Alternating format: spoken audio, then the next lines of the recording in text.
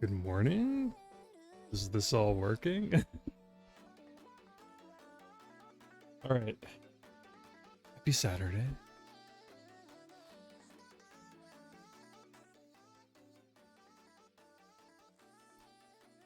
Thanks for the resub, Keylok.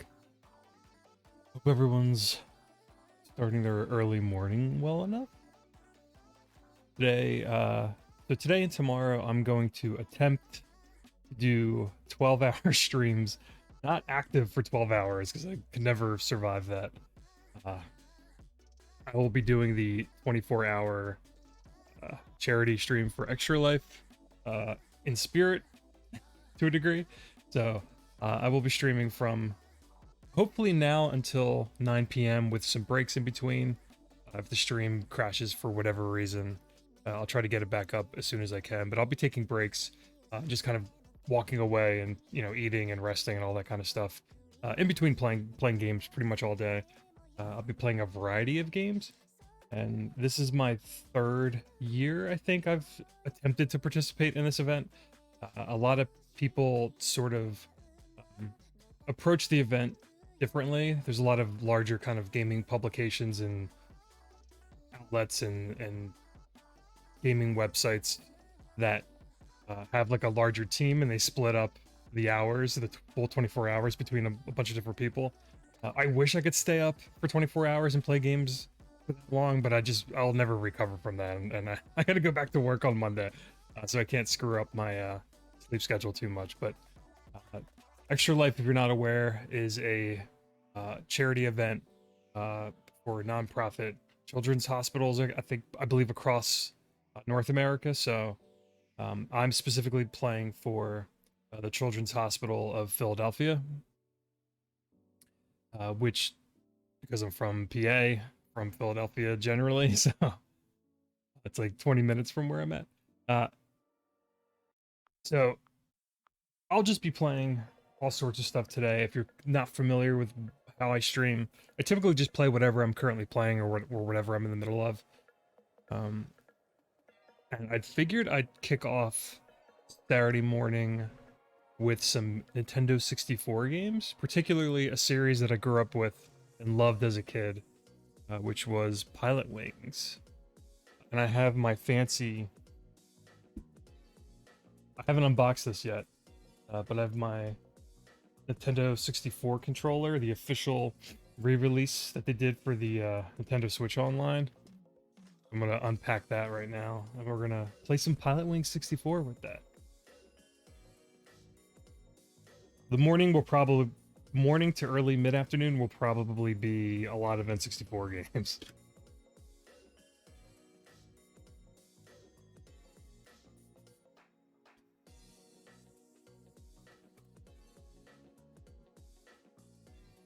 And let me make sure, let me see if this...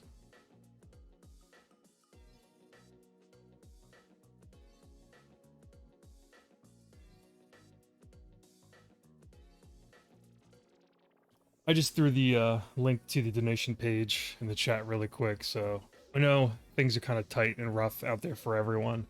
So I really have no expectations in terms of like how much I can raise. And it was sort of I wasn't even sure if I was going to do this year, but I kind of just last minute decided to jump into it. So if you have the means, you can throw a few bucks their way.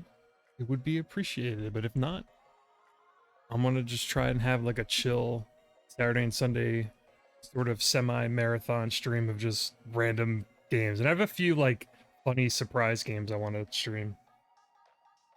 I did make a ridiculous incentive that's pretty pricey. Maybe I have to change the price if anyone even sees it on my donation page. But I think for a little over, it was like either 100 or 250.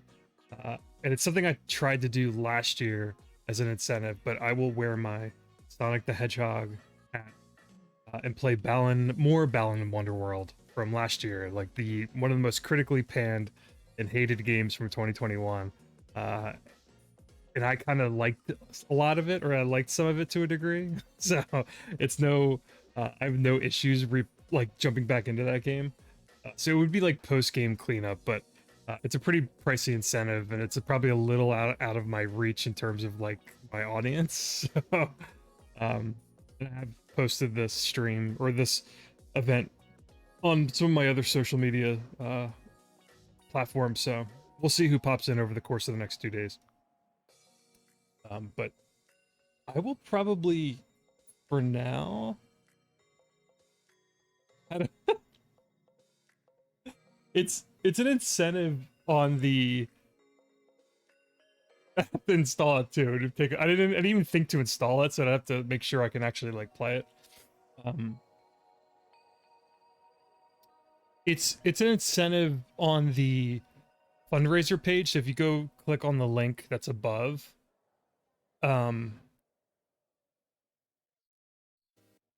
it's somewhere in there. I'm not even sure how you find it. It's an incentive to like embarrass me. Yeah. Well, I mean, so I've been following like, sites like Giant Bomb. Um, Giant Bomb's I think the best at doing this kind of stuff. But their incentives are usually like embarrassing things or like bad things for like obviously for the streamer or the person that's like playing games. So there's a bunch of other things I could think of if I had the time, but I didn't make the time to think of like crazy incentives. And I didn't even know how many people would even like show up to watch, so I didn't want to go too out of hand. I'm kind of just like slowly, if I continue to do this going forward for the X amount of years, and then I can think of like more creative or fun or embarrassing incentives. Like people get pretty ambitious with that stuff, and my mind's not there to create like wild ambitions or incentives for viewers. So that's like a work in progress, but that is up there. I did throw that together really quick, and it's really pricey because I didn't think anyone would pay for it. Because I think it's like $250 to watch me play Balan Wonderworld with a Sonic hat. So it's a little out of my, like I said, my like viewership range, I think, but it's there.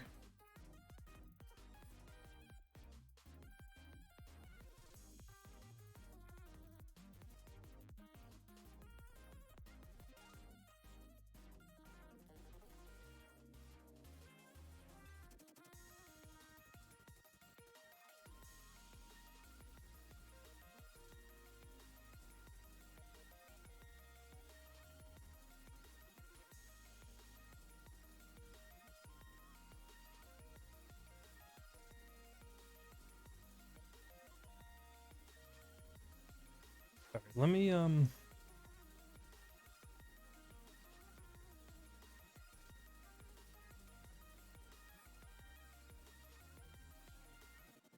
So my streams have been somewhat unstable as well. So if for whatever reason the stream crashes, I will try to have it back up soon.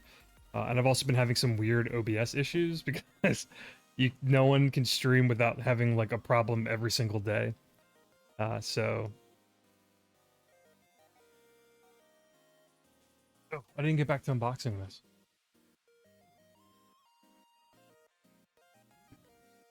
And I might turn the lights out because it's only 9 a.m. here. I'm barely awake.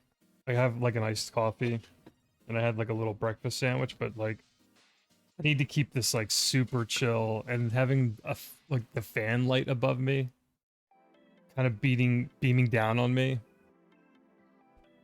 is a little much this morning. When Well, I think it's so actually arcade and key lock. It's not necessarily when I hit 250. I think it's like straight up a $250 donation. Oh, does this need to be oh, it comes with, does this come with?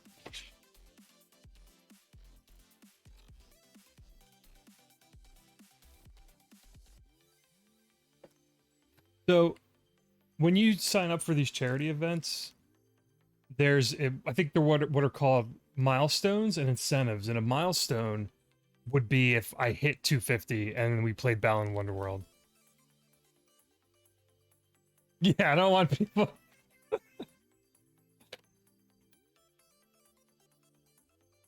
It, well, partially, I just wanted to see how the incentives would work. So I made the asking price pretty ridiculous because I wasn't sure if I wanted to commit to doing that. I haven't even installed it yet, so there would be some downtime because I didn't expect anyone would even look at it or even see that the incentive's there. So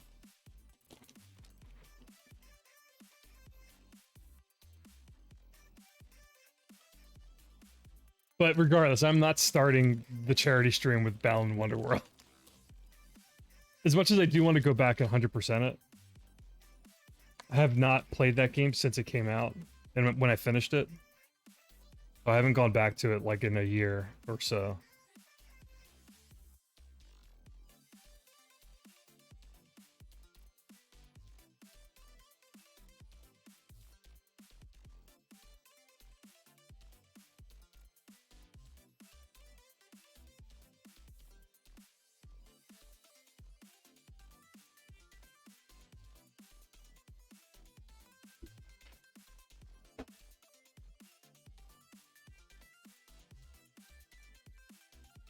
All right, wow, this N64 controller feels okay. I have like the fucking chat. This official controller feels really nice.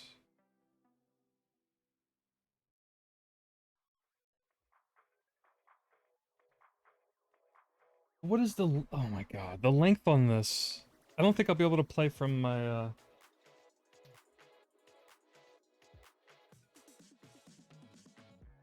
Let me see.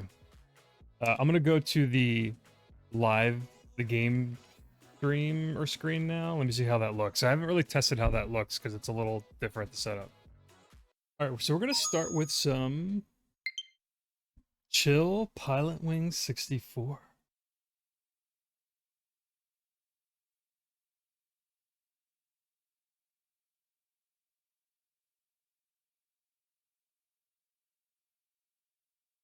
Oh, can you not use... That's weird. You can't use the N64 controller to navigate this menu?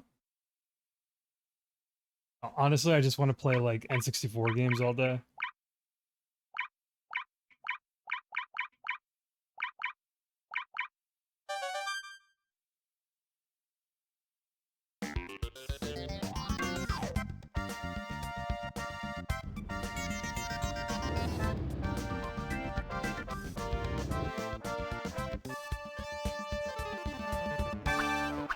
I haven't played this game since, like, I was a teenager. I love Pilotwings.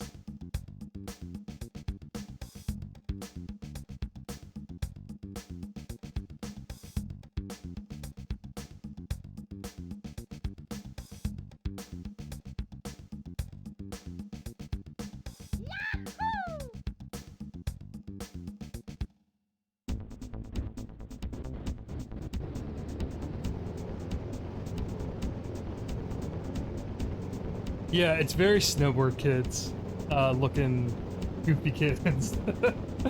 Hold on, just give me a second.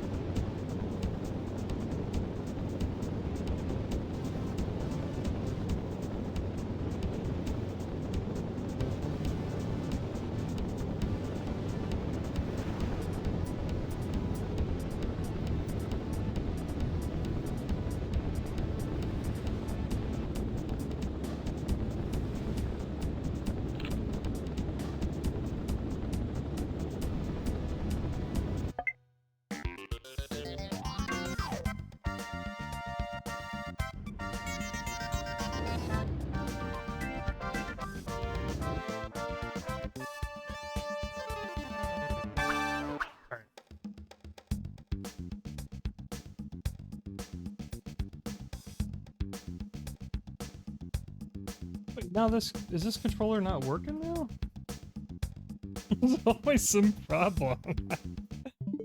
Hold on.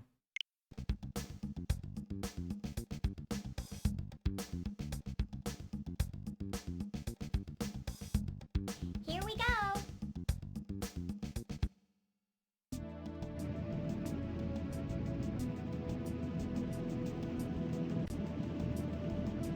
Unless it's because...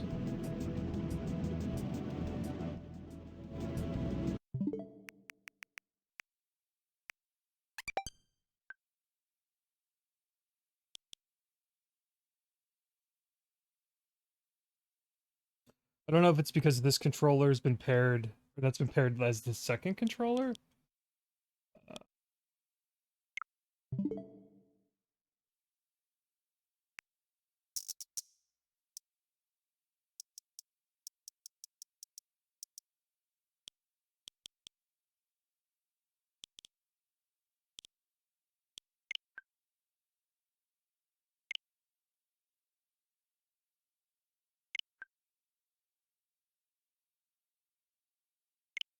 Oh my god, why is Switch so weird? So it's working on here, but when I go into the game, it's not. I really wanted to play with my N64 controller.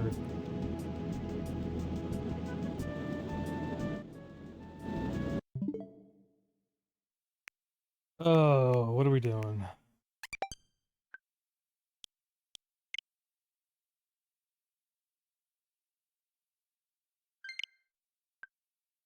Alright. This should work, right? There we go. God, it has to be... I swear to God, this has been like an hour of technical difficulties. How anyone streams without any issues, like, you're so lucky. And I try not to panic about it, because it doesn't really matter in the end, but...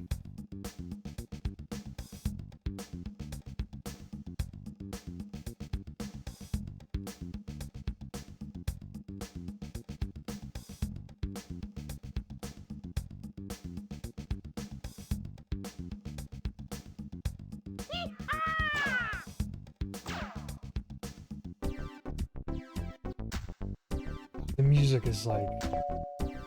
Get out of here.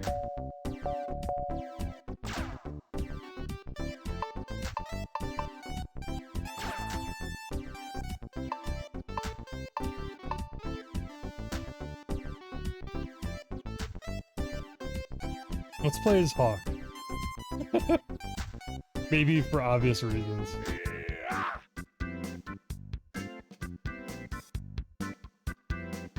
Anyone remember the show Wings? Wings is one of my favorite 90s sitcoms. I could like fall asleep to watching that show.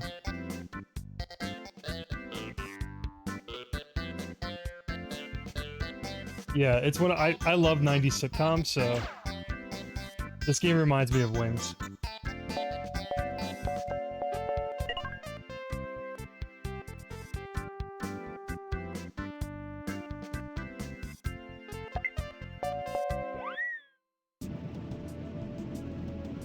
So this version that they uploaded on the Nintendo Switch Online is apparently 60 frames per second, which the original version was not. So I've heard this is like the definitive way to play this game, where it's like an amazing version of the game.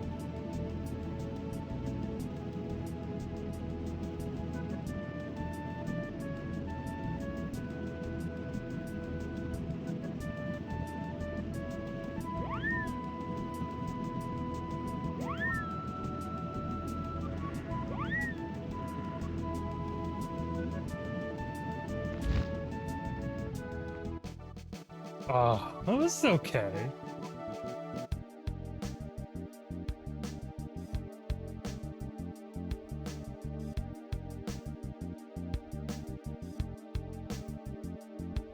I think it does play on some weird network, really late at night.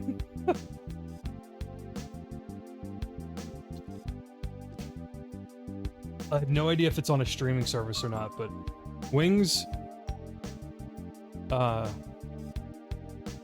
and all the TGIF shows like Wings, Family Matters, Step by Step. Those were my favorites. Boy Meets World, which I don't know if that was part of TGIF at one point, but Boy Meets World's one of my favorite shows of all time.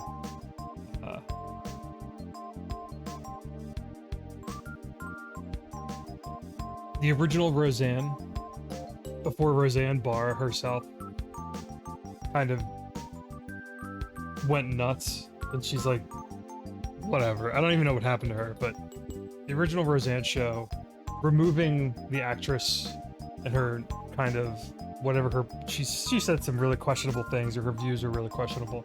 But the original show itself is like one of my all-time classics, favorites. But Wings and Boy Meets World are probably like top 2 for me.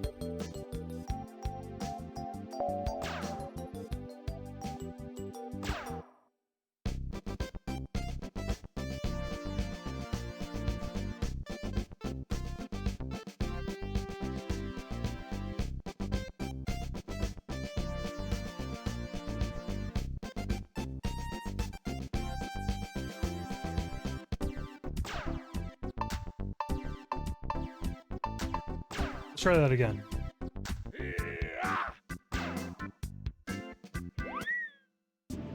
I have to land a little bit later. I'm gonna try to get a gold.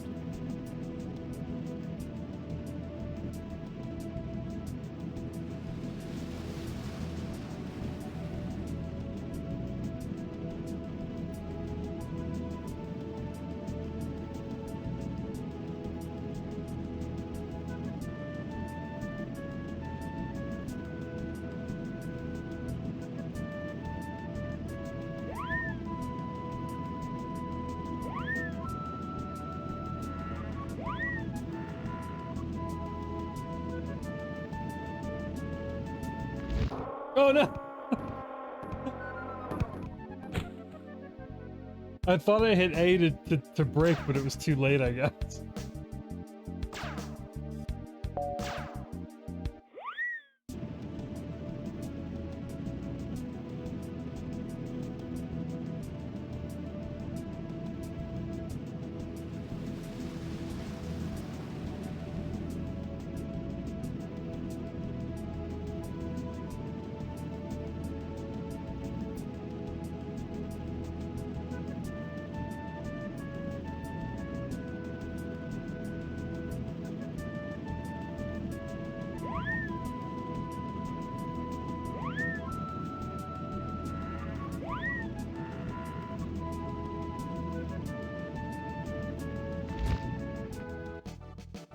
That's gotta be, in red's gotta be over 90. Oh, it's 100? They just gave it to me. Cool. Perfect score! You get something better than gold?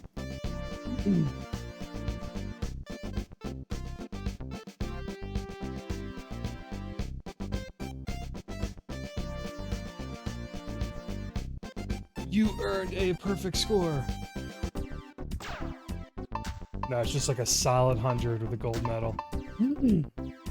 Man, see, I would get obsessed with this game, and I'd want to get gold, 100 points in everything.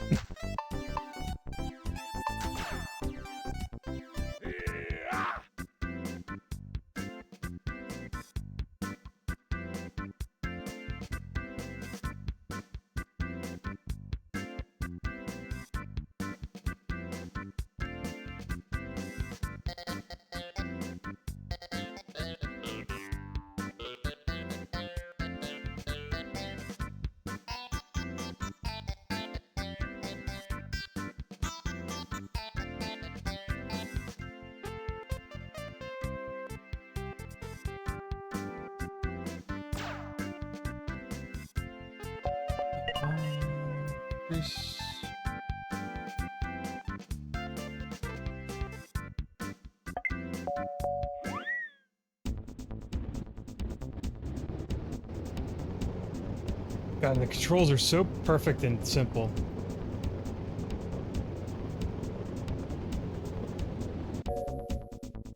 I feel like there was a rank above gold in this game too. Maybe, yeah, I don't, and I also don't, my memory's kind of like mixed in with the original Pilotwings, on Super Nintendo.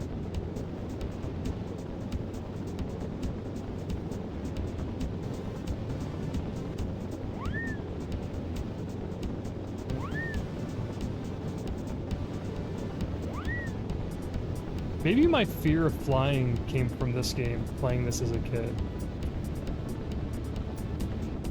Because as much traveling as I've done this past year, I hate flying. I have a fear of flying on planes, like, and I've been trying to get better about it.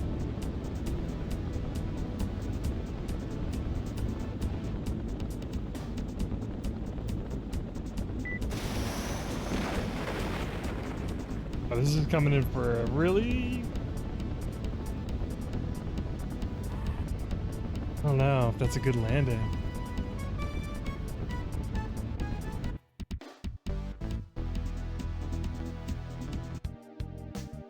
Ooh, oh, my landing impact was 2. I like the scoring in this game. It's very tight, but it's a little lenient as well.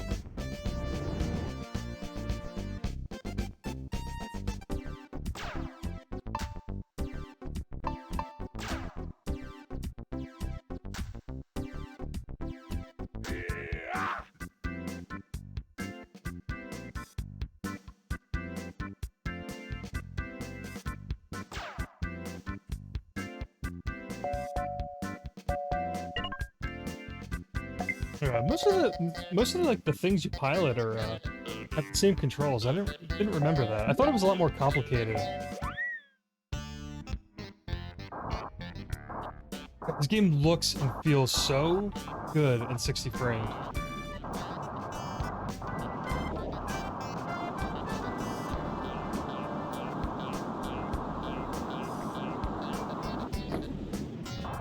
I have a really good memory. It was my brother's birthday. We had to be pretty young, and my dad came home with a pizza box. Like brought, pizza for dinner for like one, sibling's birthday. And in the pizza box was the SNES boxed, like, new copy of Pilotwings on Super Nintendo. So I guess that was like, it was just that. Maybe he only got that for his birthday. I don't remember. But how do you change the view? Oh, the C-stick. So Pilotwings and pizza. And the Wings show are like my memories of this game. Or this series, rather.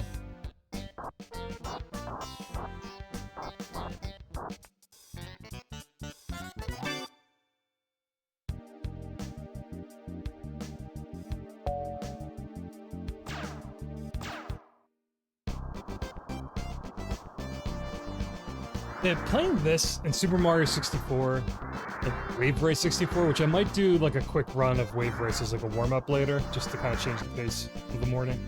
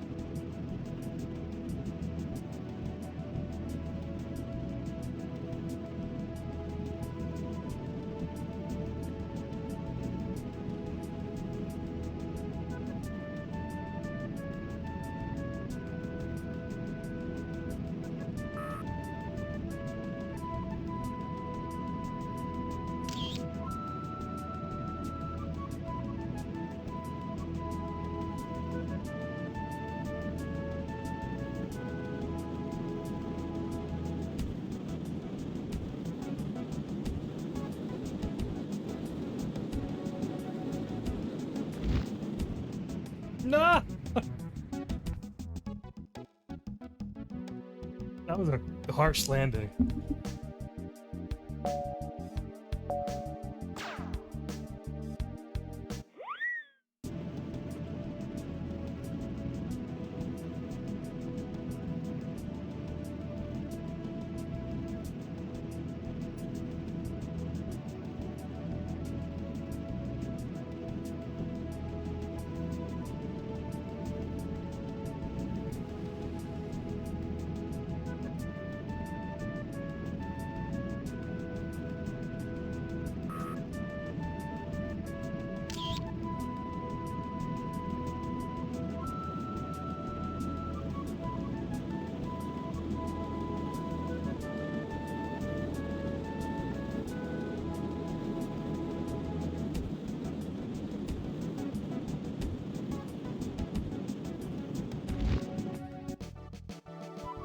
At least I'm in the red. That'll be a gold.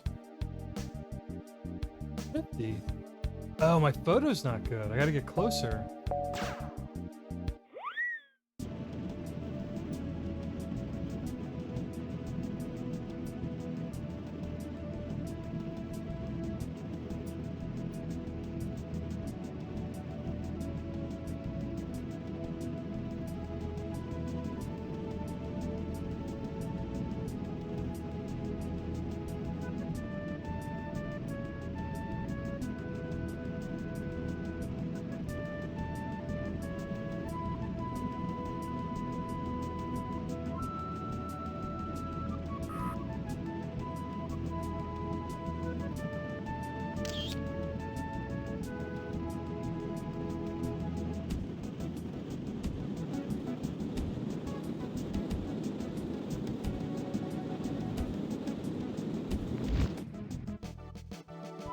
That was pretty pro. Yeah, the landing impact's rough. And the photo's still... Man, never mind. Just what I said, I thought the scoring was lenient.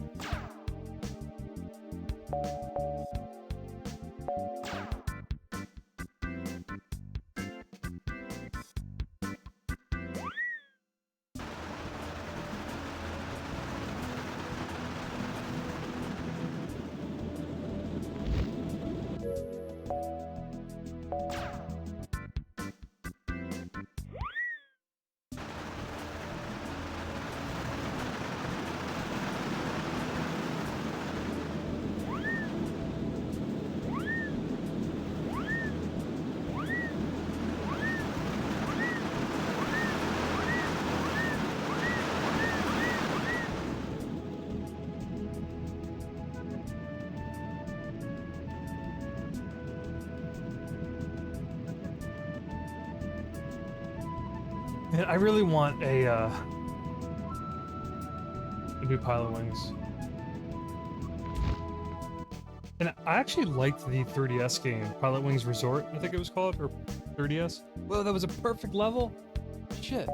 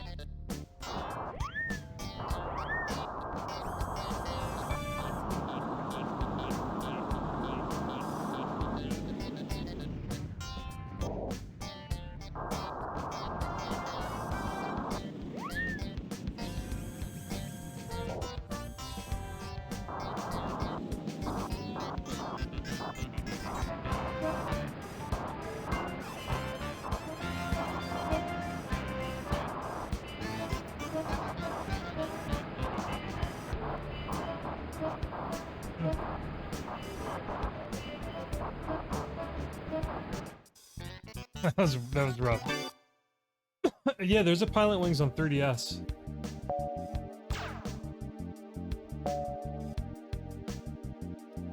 I'm pretty sure it was Pilotwings Resort. I played the shit out of it. I did everything in it.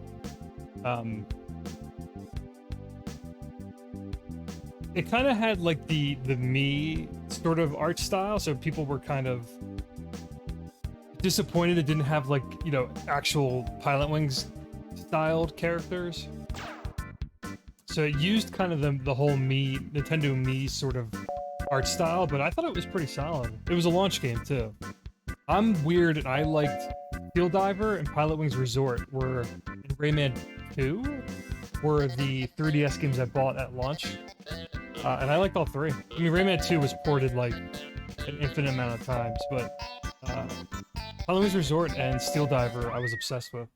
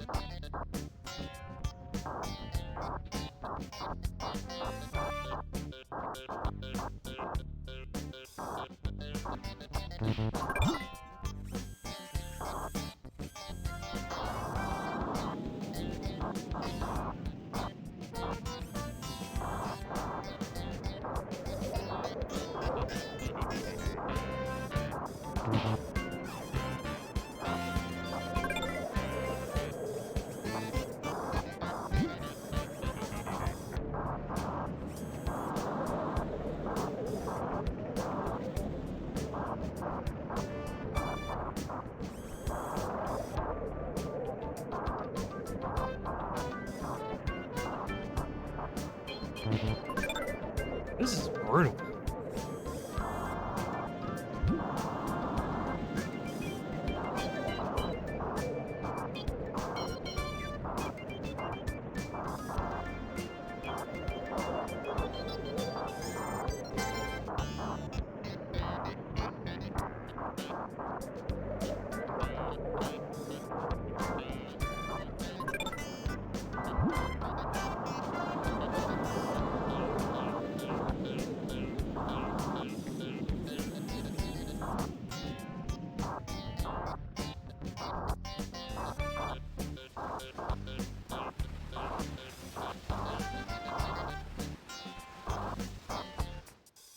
That was rough.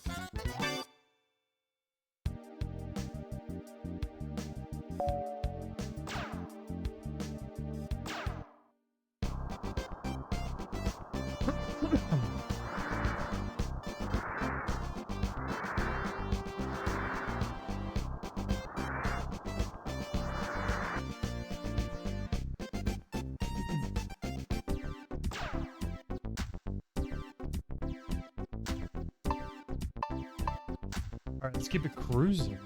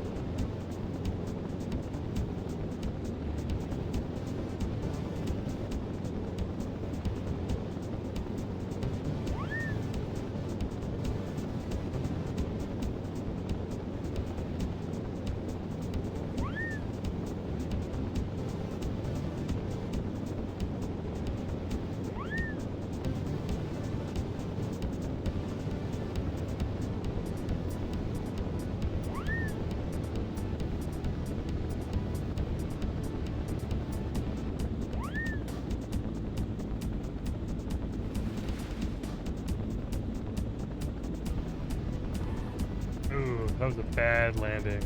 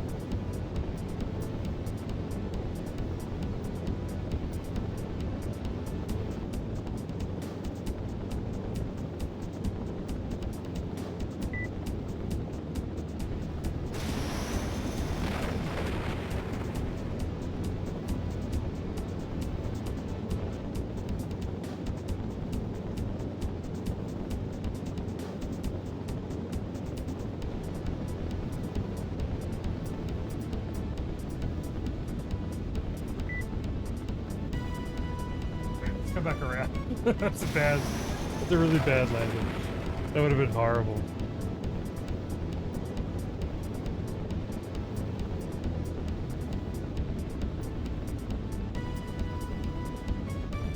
What I just did actually was, that happened to me recently on a flight back from California. We were literally just about to land, and then as soon as I could see the runway. We were coming in for the landing. It's still a bad landing. And I've never had this. I'm not like a super experienced traveler. I haven't been on like that many flights in my life. More so recently, this past year or two, or year specifically. But as soon as we were about to hit the runway, the pilot pulls up, and we're just like kind of ascending again, and they didn't come over the intercom, so I'm like, what the hell is going on? So I was with my partner and I asked, like, what just happened? Like, why are we back up in the air? Why are we going back up? And then they finally came over the intercom, and they're like, I guess a previous flight that just came in was still on the runway. There was like a backup on the runway. That was a horrible landing. So I guess obviously, like, if we landed, we would have sort of been propelling into a plane that was sort of parked or taxiing on the runway. So I didn't expect them to like not say anything until it was like 10 minutes after they pulled back up, and they made it like a circle. They made like a short circle. It was really interesting to see how they literally took the same like flight path. I'm not a pilot, obviously, so I don't know how the fuck to fly a plane, but 69 points.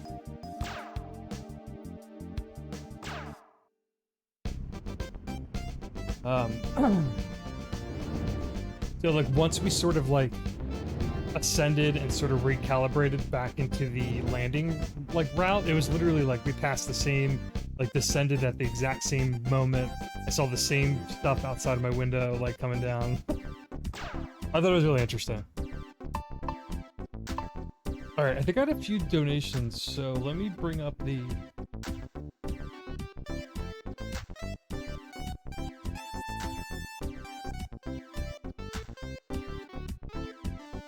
So again, I am playing for...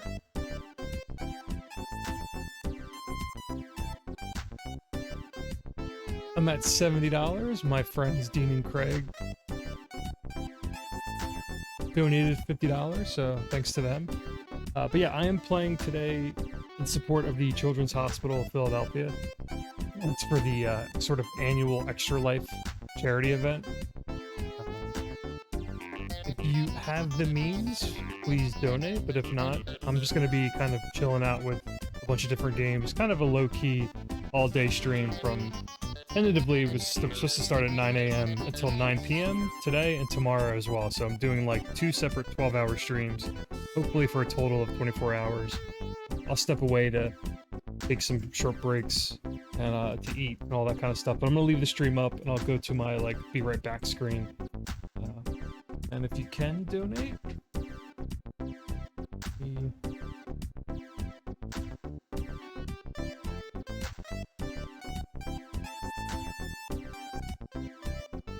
I know it's tough out there. Things are sort of rough for everyone, so if you can give a little, it's appreciated. If not, I'm just gonna be hanging out playing some stuff today, so.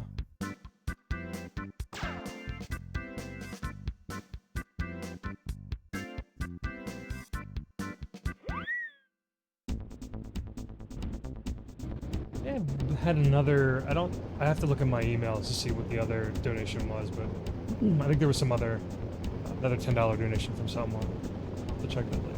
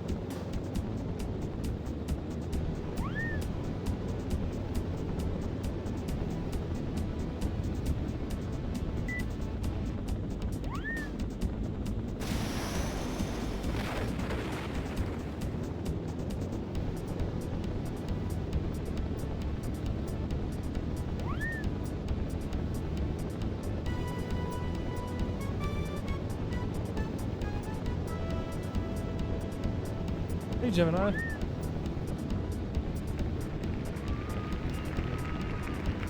I noticed I still have some of my regular streaming stuff active right now, so I might have to move some things around, but I do have like the little emotes on screen sort of display, but I'll have to check why that's not working.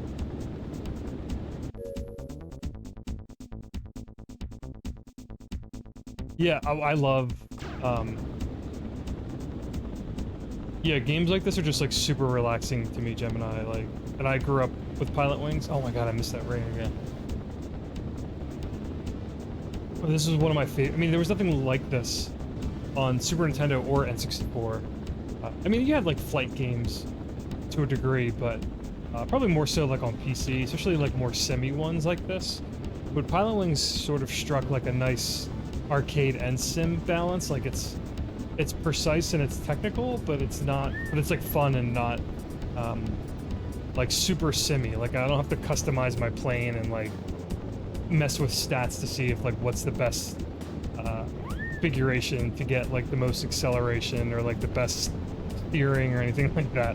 That's what I always like about Pilotwings, is that it's like very just simple but and arcadey. I would say it's like arcadey is the best way to describe it. Even if it is kind of like a flight sort of sim.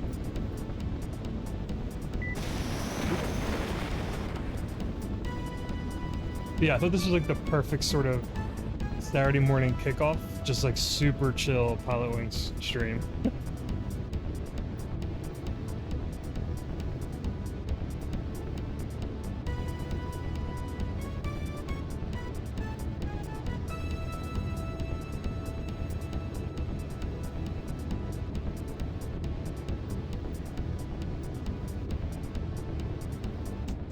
Why isn't this stopping? Oh my god. I thought I was... Oh.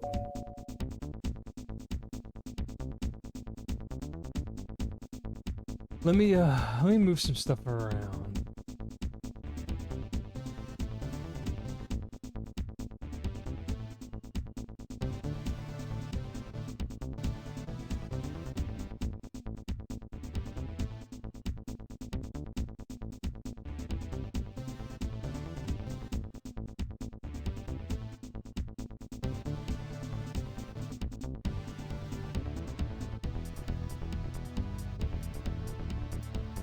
I think this is why this wasn't.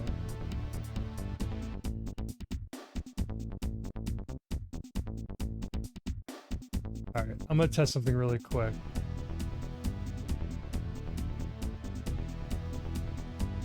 There we go. Alright, so now the emotes should show up and bounce around the screen. I was like, why isn't that working? I tried just to copy my regular live capture stream sources and just like put them in here, but I think they weren't like positioned correctly. We're gonna try this again.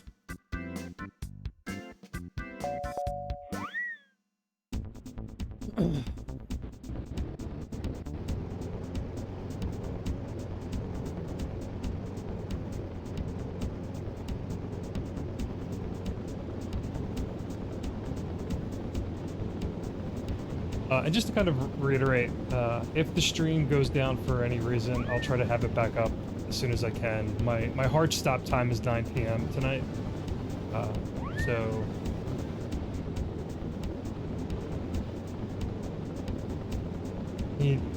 most people know how sort of volatile streaming can be and how unpredictable internet connections are. So there's no storms planned for today or tomorrow in my area, so hopefully there's no kind of interruptions. But my stream, last time I did Extra Life last year, like really late into the stream, the whole thing just crashed. Like my bit rate just like plummeted and the whole stream became super choppy. So if that happens, I'll try my best to like get it back up, but sort of just giving that warning now.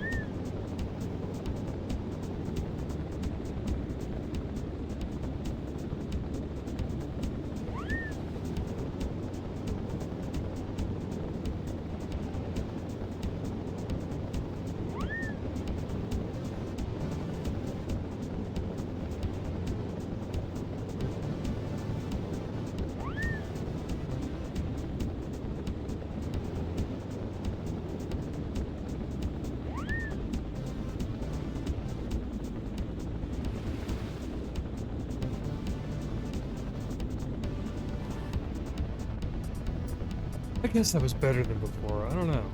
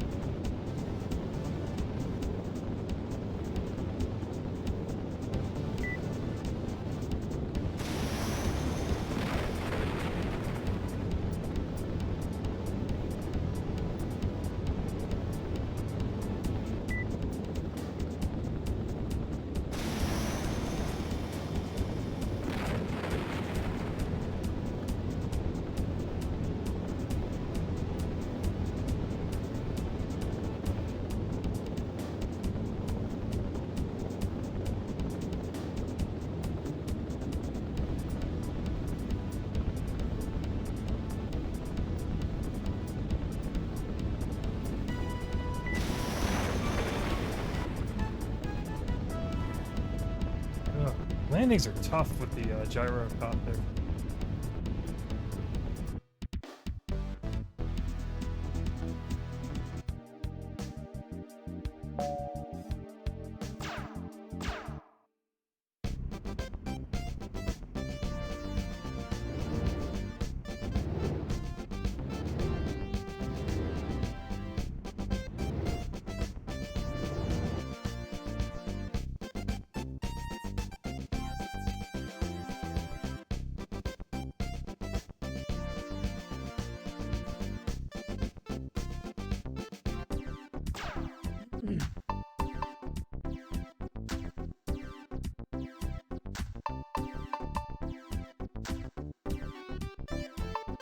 Alright, let's do a little bit more, then I'm gonna switch games.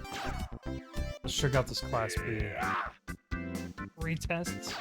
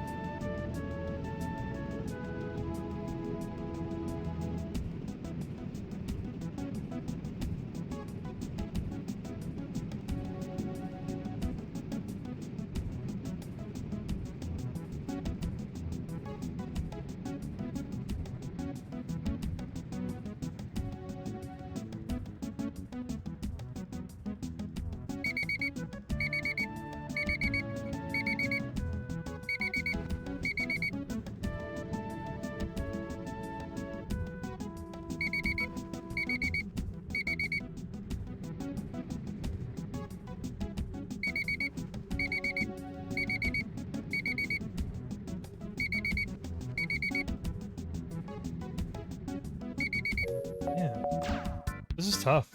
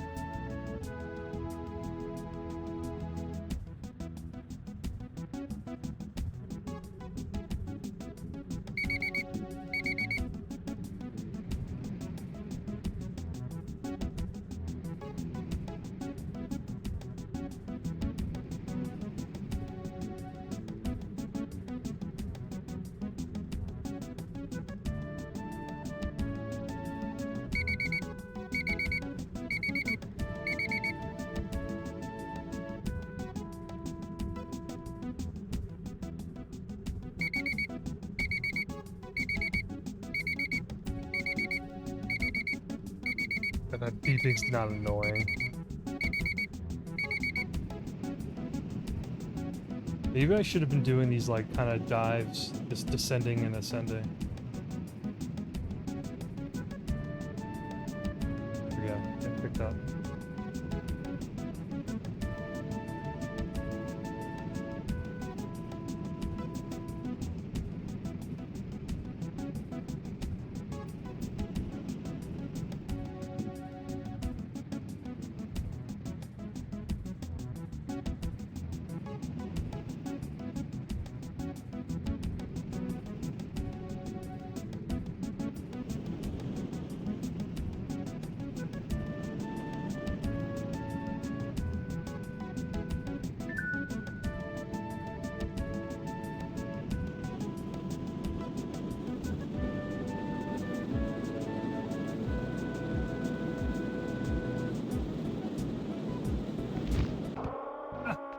Dude, damn it.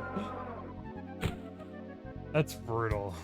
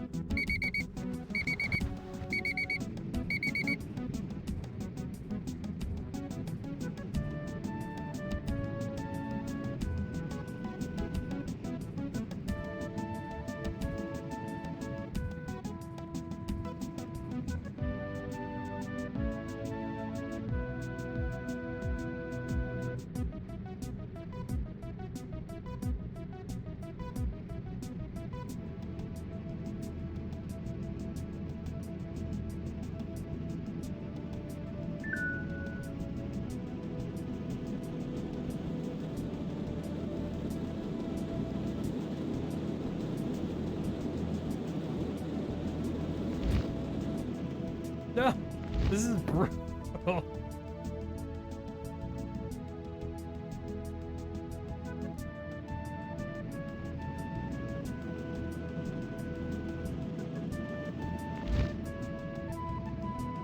keep forgetting to brake. That's my problem. Oh. Ugh.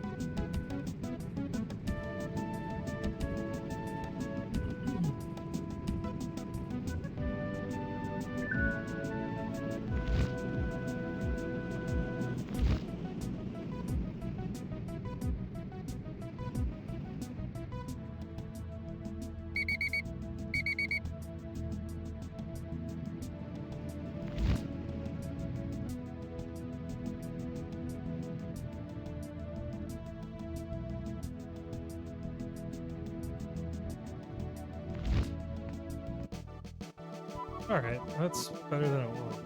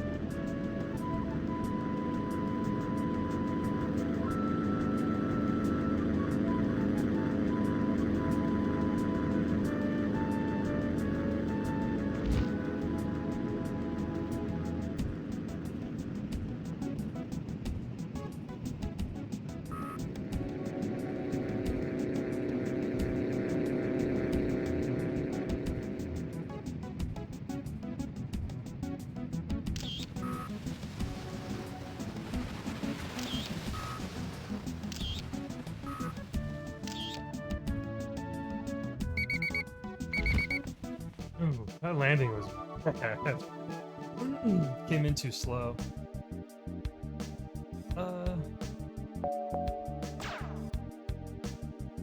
Let's try that again.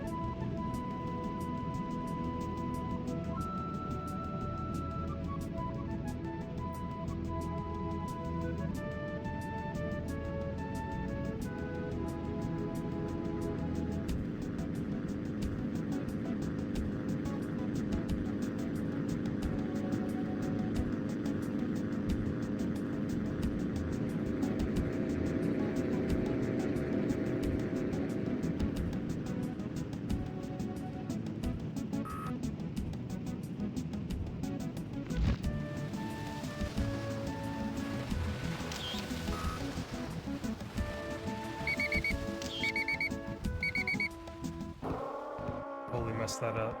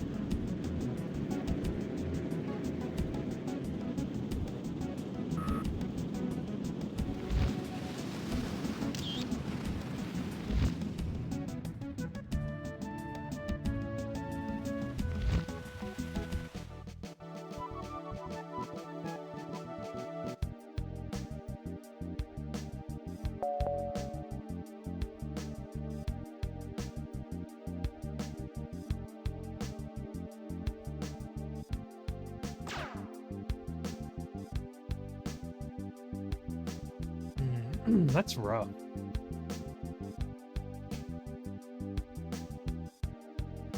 Alright, I'm gonna take a quick restroom break and get some more coffee. I'm gonna go to my be right back screen.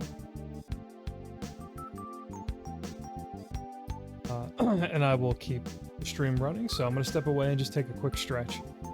And then I will be back soon. Let me put the, actually it'll come up in the be right back screen. Alright, I will be right back. Hopefully when I change scenes, the stream doesn't blow up again like it has been doing. But we will see, so I'll be right back in a few.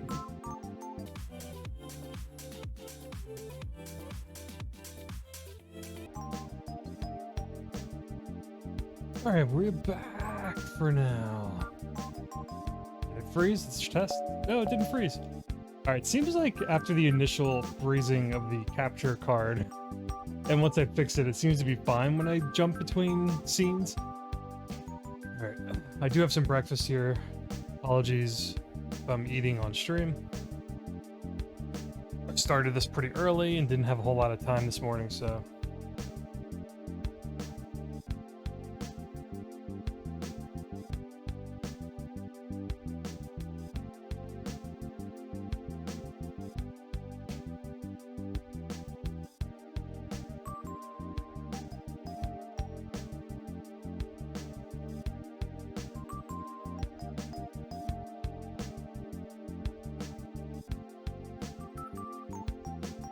And again, for this morning, I have the lights off with some of my Halloween lights on in the background.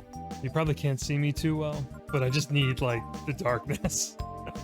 I need, like, a chill, no light beating down on me sort of morning vibe is what I've been going for, so sorry if you can't see me.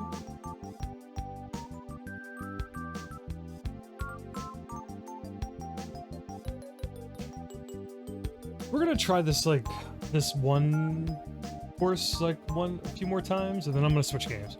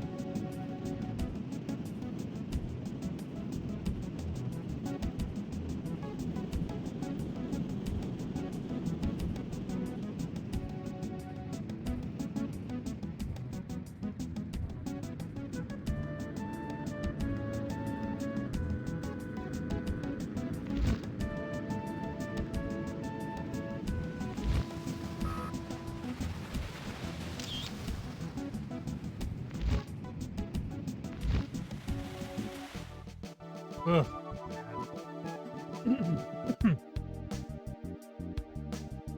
Oh, you know what? Let's just...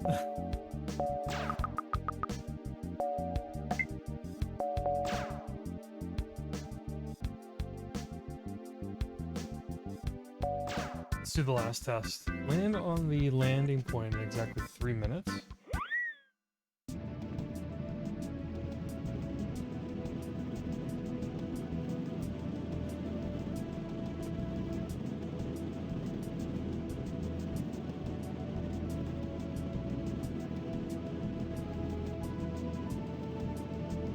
I'm just gonna reiterate again. Playing this game with Super Mario 64, Wave Race 64 at launch.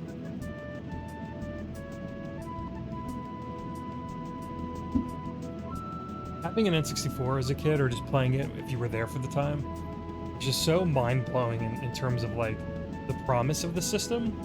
Like I remember just when I got my hands on this, I'm like, where can games go from here? Like I've never seen something like this.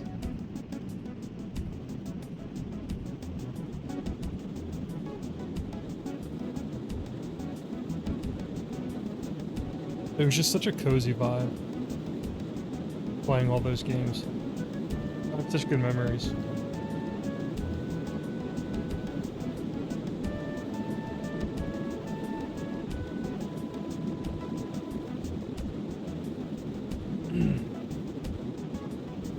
Wait, what's the objective?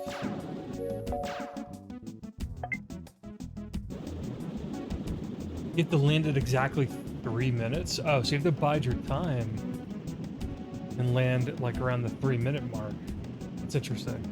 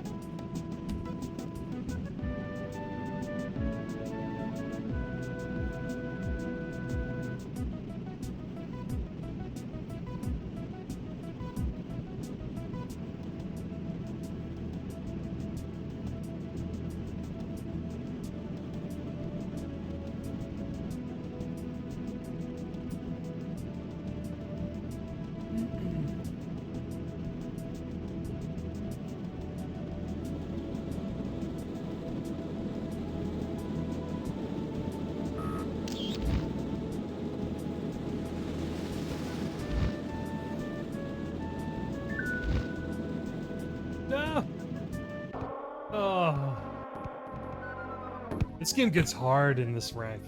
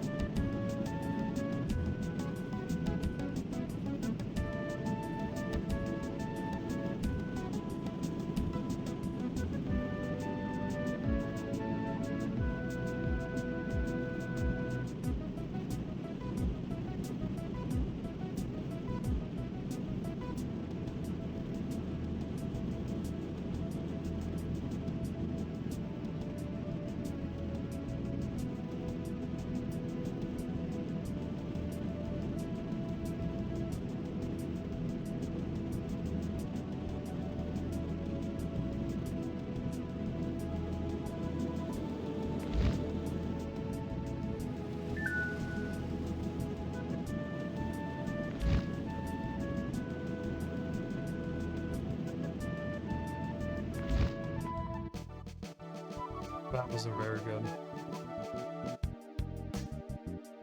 I'll take it.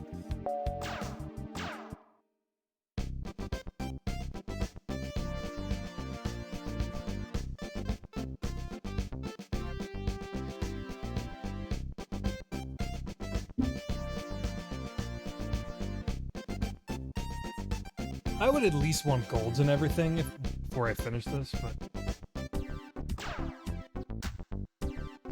Yeah, that's tough.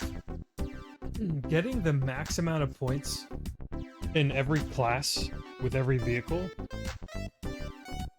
is gotta be brutal. I definitely don't think I did that as a kid.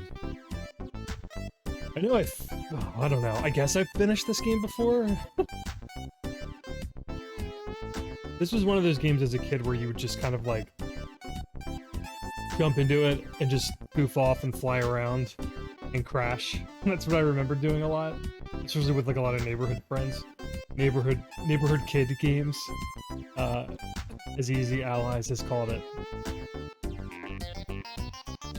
I don't want to get 100 points on that first beginner class. That would feel like I could set like a nice baseline accomplishment there.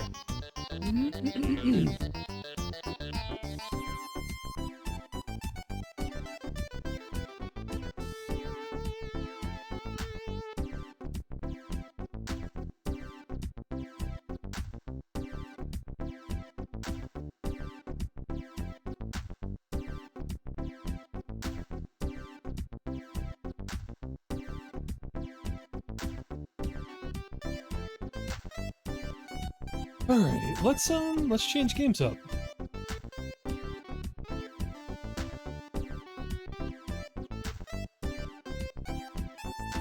I think I'm gonna warm up, do a quick little warm-up session with Wave Race 64.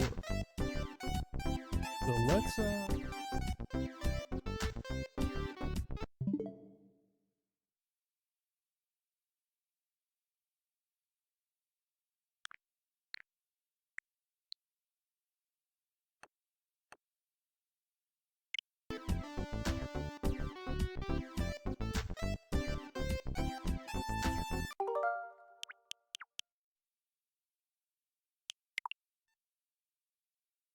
I think that saved my progress, right? Let's hope.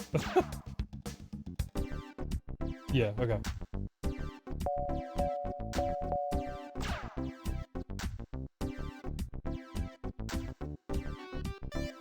Alright, so what did I do again? Let's go to game selection. Alright, so I played Waiver 64 already earlier this year, over the summer actually, and I played through all courses, all circuits, and unlocked everything there was to do. So I've already like sort of completed this game for myself, in terms of like my goals for the year. But just because today is just kind of like a whatever, I'm playing just anything that I'm in the mood for charity stream. I think I'm just gonna do like a quick expert run and see how I fare. I've been watching Easy Allies. If you're not familiar with them, they're a great independent gaming sort of media platform, former game trailers, game journalists, game sort of industry peoples. Don Casanova on the Easy Allies has been speedrunning Waiver 64, and his streams are like a riot. So if you haven't heard of them, go check them out. They have a Twitch channel and a YouTube channel. I'm not trying to like super promote them during a charity stream, but sort of kind of am doing that. But let me let me change the game category, and we'll give this like a run or two. And then from there, I'm either gonna, I don't know, like what's really calling out to me are Pokemon Snap, Kirby 64, and Banjo-Kazooie, which I did restart this summer as well. I've been in the mood to replay this, but I've 100%ed and played Kirby 64 and Banjo-Kazooie multiple times in my life, so I'm not dying to keep playing them right now. I don't want to start Paper Mario. I really want to play the original Paper Mario again.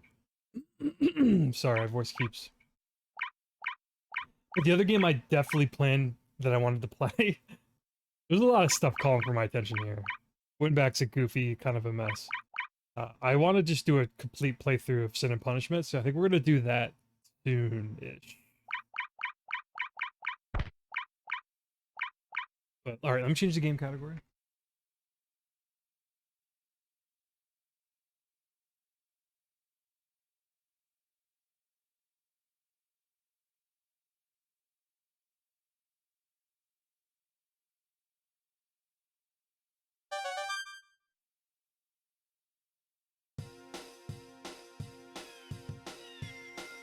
Did not get a chance to stream this game yet, so I haven't really had a chance to properly talk about it live.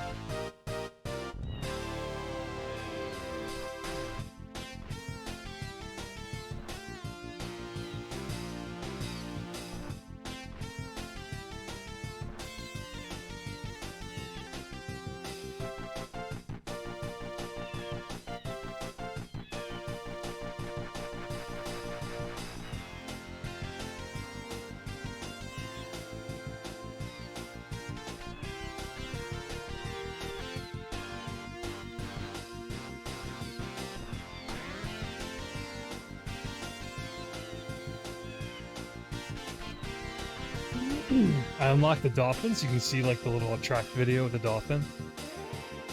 Wave race. This is arguably my favorite racing game of all time. I wrote a little bit about this in one of my recent gaming blog posts, which if you want to read about, that's also linked from my main about section on the channel. But this game's just like, it's honestly a masterpiece. There's like nothing bad about it.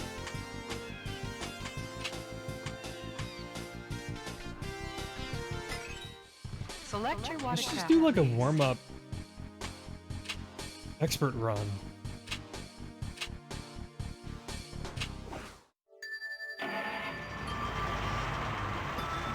I don't know how Welcome to no Sunny developer Beach. has been able to capture the essence of this game. It's very kind of 90s Get ready for the in terms of like the tone and feel, so I understand that side, but like 2, 1, feel of crashing over the waves and just even the water physics. There's not a whole lot of jet ski games out there. There haven't really been. Time to get serious.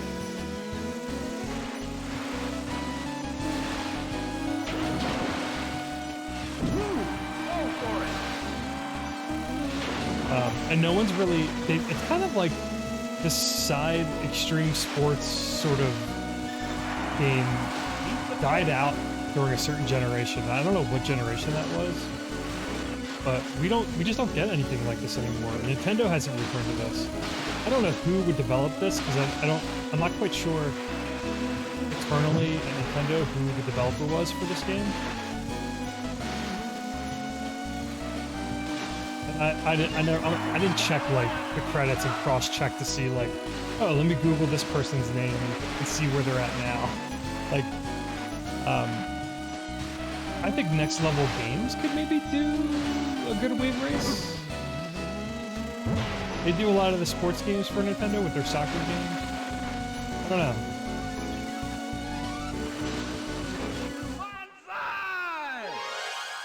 But the music, the announcer, just the vibe and the tone of this game, the controls are so tight. The waves in the water are just like super refreshing, and just like the physics feel perfect. There's just like, it's very again arcadey. I love arcadey racing games or semi games, and even though you can kind of customize and tweak your jet ski craft, like it's still like a simple game to play. You don't have to really think about the specs on your craft, even though you can, like I said, you can customize it. But like this announcer, just listen. Welcome to Sunset Bay. This music, it's like soap opera, 90s like afternoon soap opera when your mom's watching like 3, 2, General Hospital or something. That's some of the music in this game reminds me of Price is Right. So like Wave Race to me is like okay. thinking sick Time to get serious. on a school day, watching like USA Network sitcoms in the morning on the couch, just like wasting away. Then watching Price is Right with Bob Barker at like, what was it, 11 a.m. or noon it came on? At least Eastern time, where I grew up. And then watching like the soaps, either the daily morning shows or soap operas. I don't think I really watched any soap operas, but they were on occasion, and I would just like accept it and just kind of passively watch them while like taking naps on the couch. You've been overtaken. But the morning shows like Maury, before he became like a paternity test only show, you had like Montel Williams. What the hell else was there? A few others. Okay. Maximum power.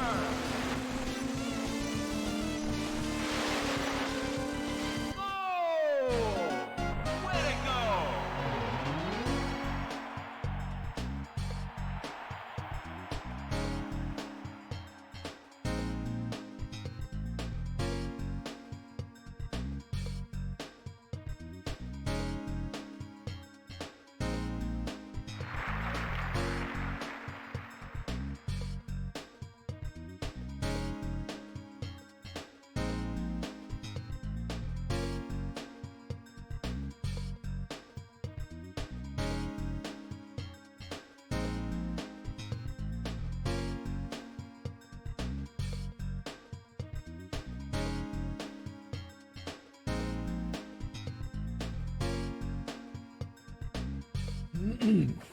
This game feels so much better with an N64 controller.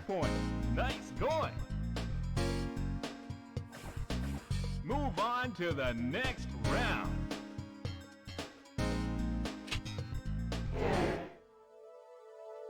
Welcome to Drake Lake.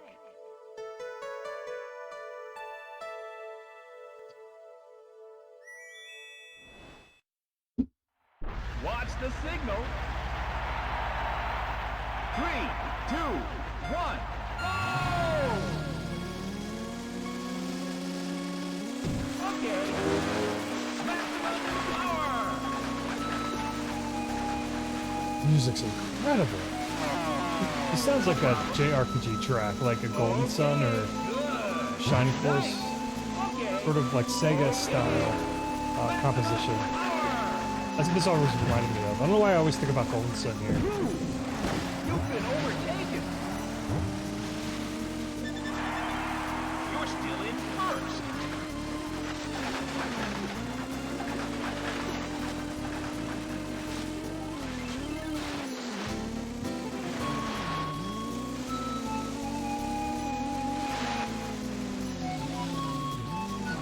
You've been overtaken.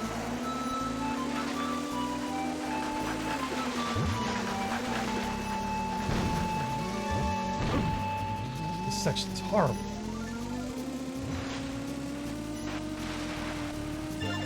Hey, the final lap.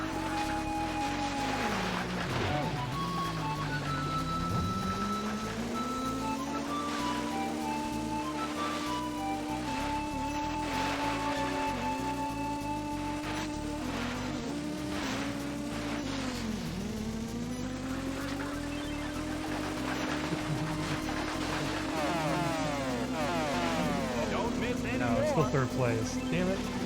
Go! So some of like the tech for speedrunning, I don't know a lot of the shortcuts and kind of, not really glitches, but sort of some things you can take advantage of in terms of cutting corners. I haven't gotten into actually speedrunning, but this game would be fun to speedrun. Apparently, I think some waves are on fixed. Some of the waves are fixed, but others are random. So there's a degree of like RNG in terms of like mastering this game, or if you want to speedrun it. And there's a lot of nuance with the controls too. So it's like a really simple game to play, but like there's to increase your max speed and cut corners, like you really need to know everything about this game. So there's a lot of depth, Move on to the next unintended, round. a lot of water depth with Wave Race 64. If you want to kind of get seriously into learning Welcome again. to Marine Fortress. But just by itself, like casual play, you just listen to that little chime. Are you ready? I'm obsessed with this game. 3, 2, 1, go! Good. Oh, you're losing. Nice. Maximum power.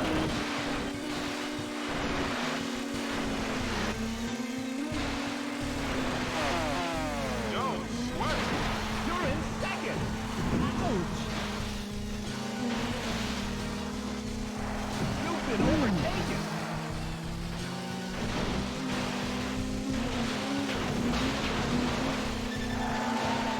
Better get moving.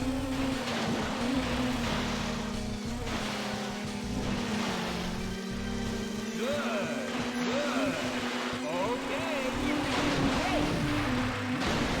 Okay. Maximum power. Keep going. Hey, the final lap.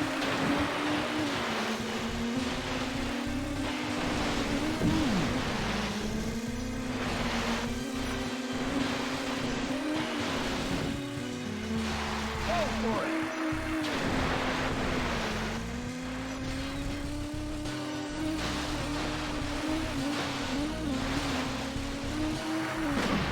Looks like trouble. I just blew that. Damn it, third place again. Oh! Good job.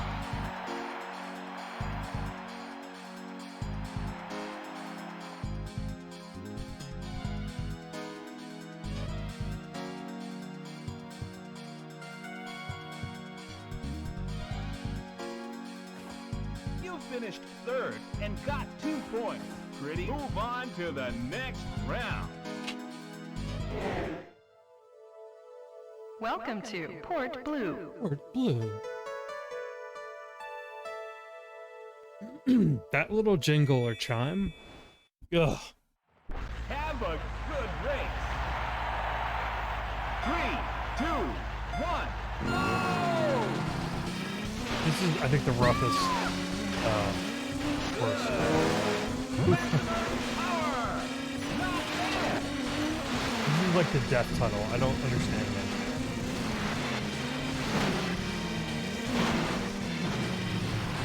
How can anyone cleanly go through this?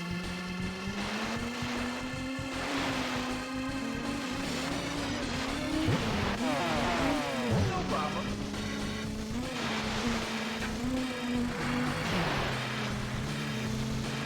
Oh, CP, the computer's doing tricks on their jet skis? What? The person in front of me was doing like a handstand. Maximum power! It's so unnecessary. Hate this tunnel. Let's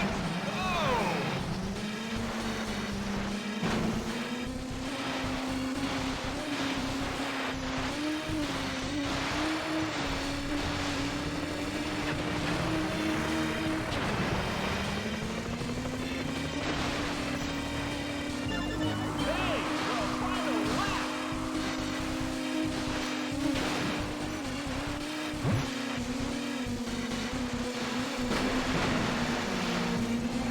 You've been overtaken!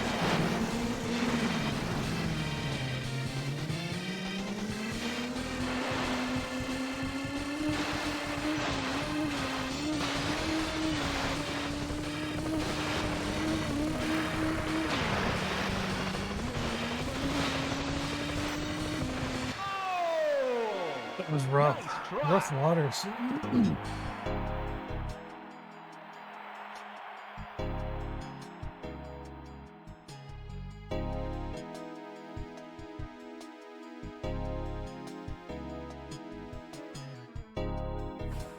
You finished fourth and got 1 point. Keep trying. Move on to the next round. Welcome to Twilight City. Welcome to.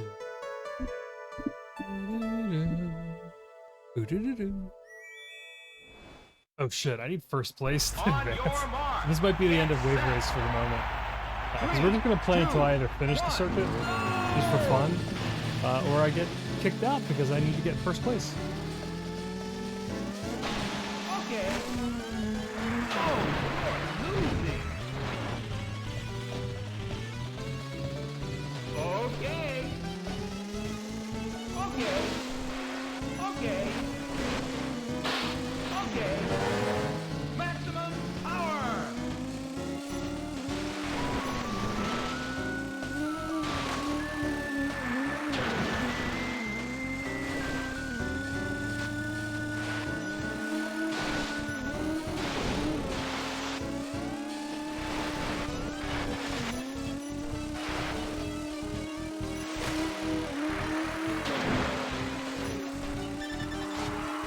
What are you thinking? Ow! You gotta be careful. Going too fast there. Oh my god.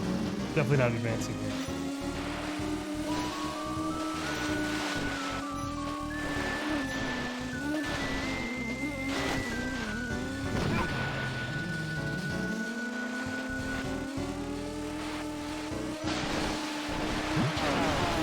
Don't sweat it. Okay, okay, okay. Nice. Maximum power. Hey, the final lap.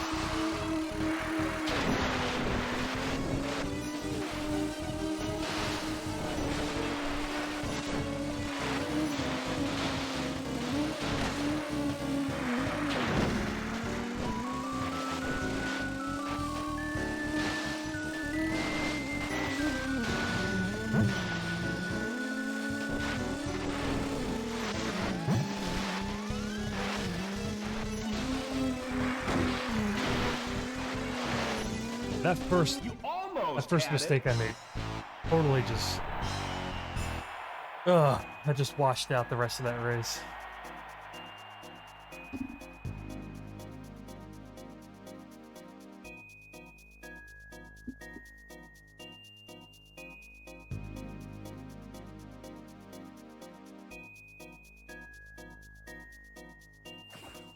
Sorry, you didn't accumulate enough points to move on to the next round. Better luck next time. Come back. Try again.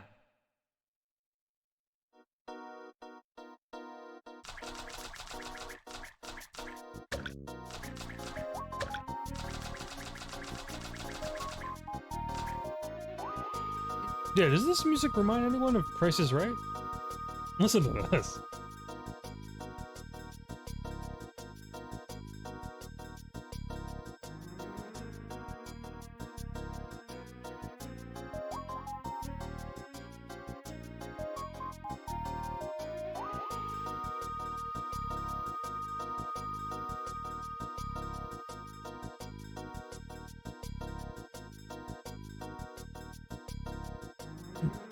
Here we have a 36-inch Panasonic Plasma.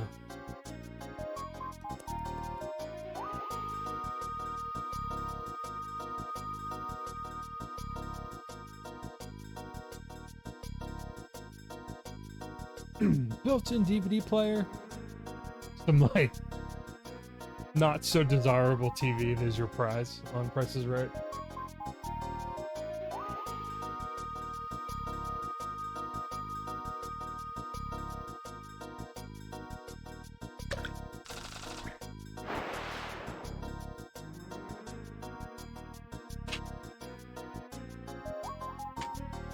Alright, I just wanted to do like a quick wave race intermission there. Like I said at the beginning, I've already played through this summer again. I unlocked everything there was to unlock, and I finished first place total in every circuit. So I've actually written about this game again. It's on my blog if you want to check it out.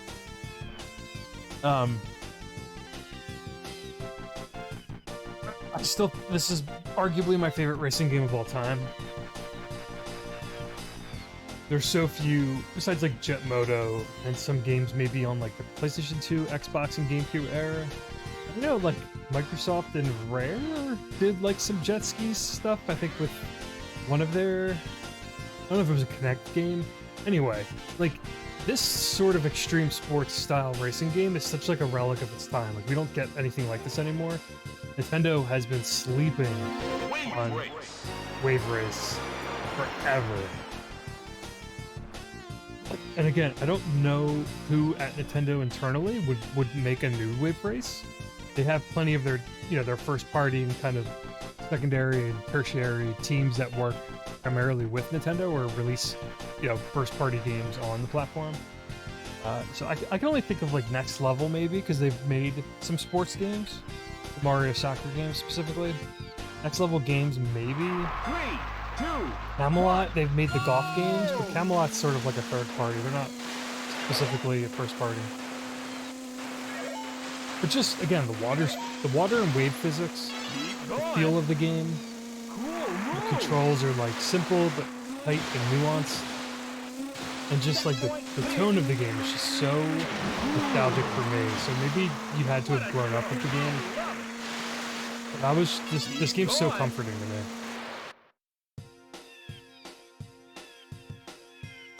And it's aged like perfectly. Aged like fine wine, whatever the saying is. Very few games, sports games or extreme sports or racing games from this era, maybe except for like Mario Kart 64. F-Zero X is really good. Again, the Nintendo published ones. Outside of those, there's probably very few racing games from like the PS1, Dreamcast, and N64 era that I would want to go back to, and this is one of them.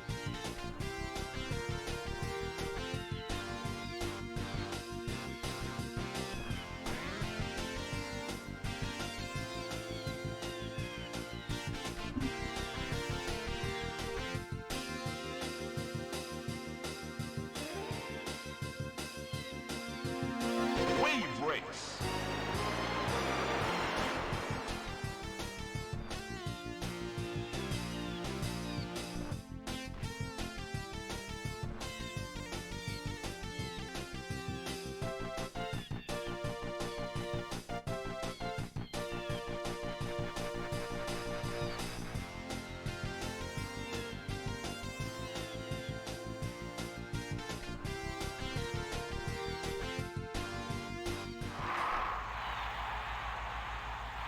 Three, two, one, go!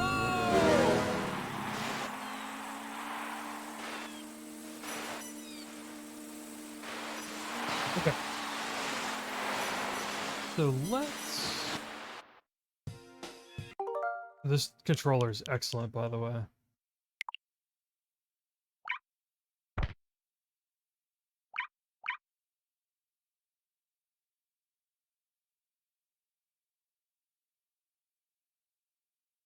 Now, what should I play?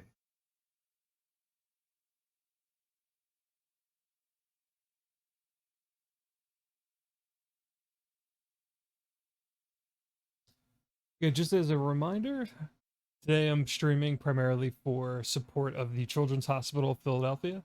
So it's the annual Extra Life event, which is sort of like a charity fundraiser for local children's hospitals.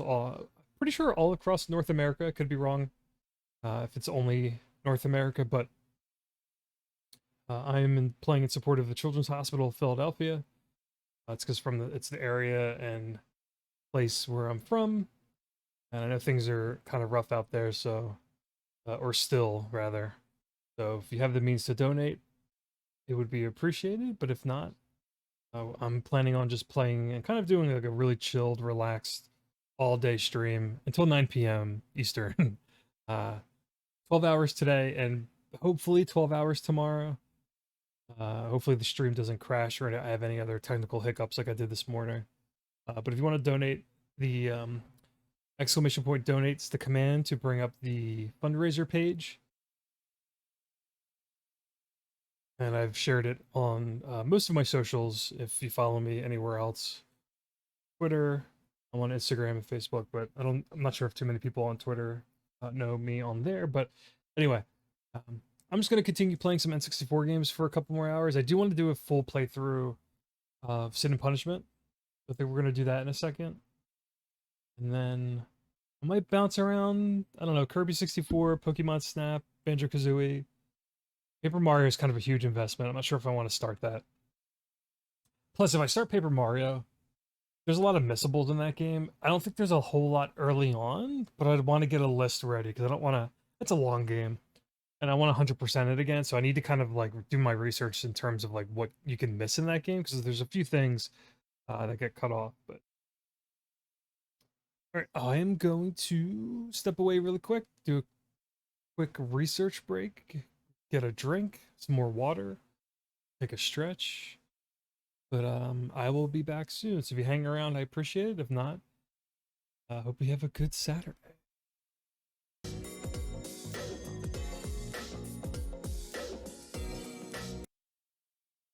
We're back. All right, so let's dive into Sin and Punishment. I have not replayed this game, or I haven't played this game since I think the first official North American release back on the It's Wii. like people only do things because they get paid. And Hey, that's Sound just really Sake, thanks sad. for the sub. 12 months. At 12 months, Silent, you get like I think, I don't know if you've even been looking at them. I sometimes forget about them. But, you get the rainbow floppy ear Klonoa emote, subscriber emote, if I set it up correctly. I don't know. It should be there. But that's the 1 year, I think, subscription emote. So thank you.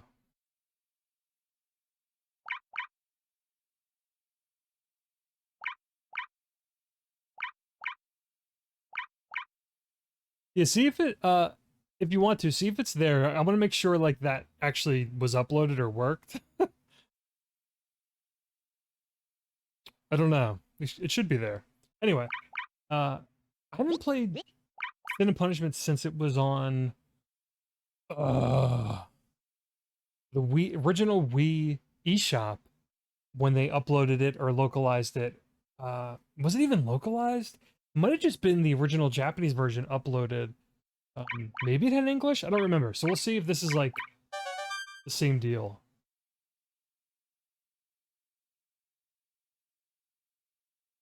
I have so much to say about Treasure. I miss Treasure so much. Archie! Archie! Hurry! Save us, Archie!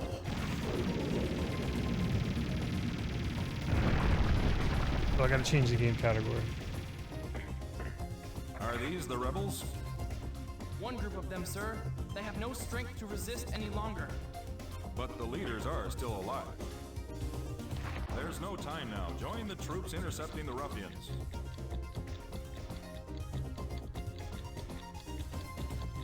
I think it's a tier 3 exclusive.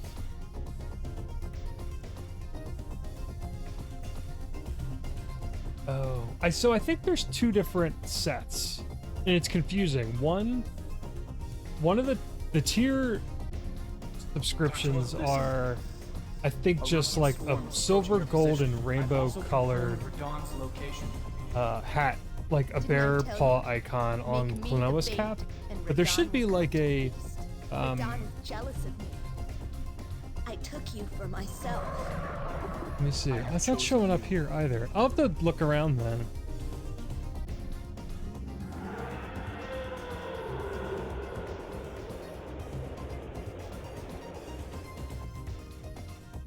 Like, I think that's the tier 3, I think, that I just showed there.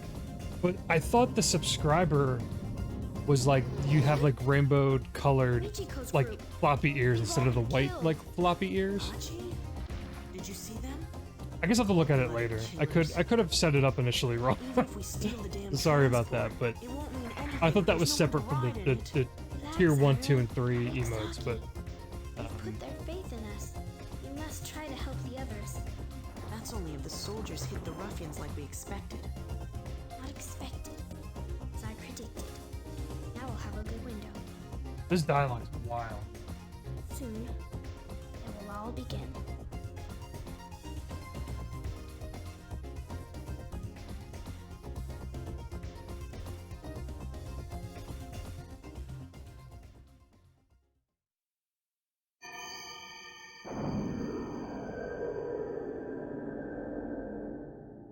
I know. I was just saying, like, I haven't played this since it originally released on the Wii eShop. Like, I think that was the first official North American release. But I love Treasure so much. They're like one of my favorite developers, and it's so sad that they've been sort of like missing in action. I don't know like what's left of that studio, or if they're still apparently they're still releasing games, or they're planning to release something. Or they're like such a shell of their former self. Like they do re-release some of their games on like modern platforms still. Like I think like Radiant Silvergun still like just came out on Switch recently. So I don't really understand like what's happening at Treasure or what their deal is. But even, yeah, the original Sin and Punishment and Sin and Punishment Star successor, the Wii game, was like incredible. I was obsessed with that game. I mean, that's arguably better than this, but I don't have my Wii hooked up for streaming capabilities. So I haven't played this in years, so I'm gonna try to give this a full playthrough. Because it's just like not a super long game. So it's kind of a one-sitting game.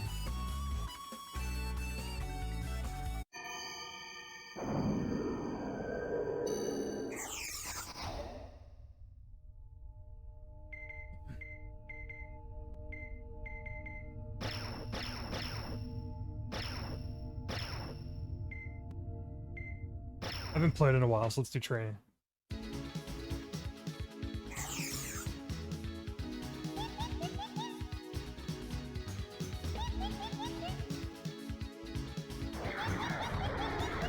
Wait, I gotta change the game category. Keep forgetting to do that. I didn't see it come up though. Is it just...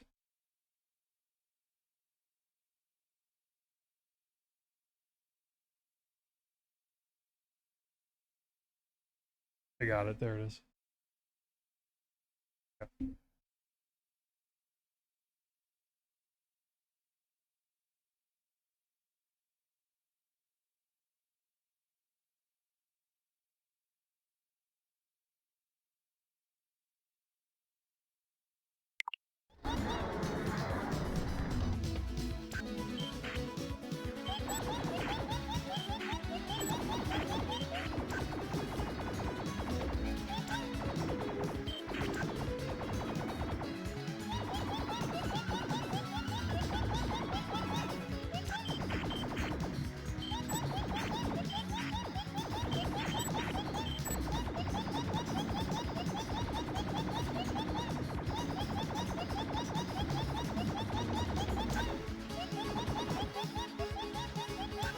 That's it.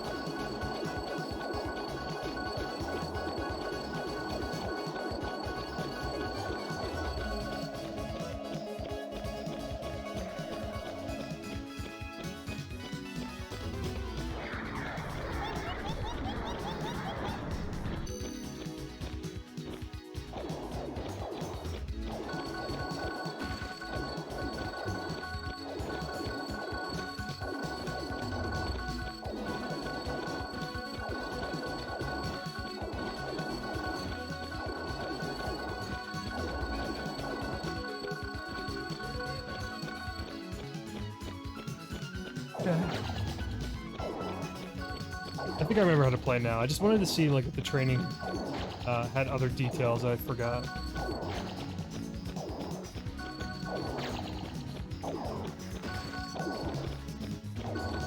Oh no.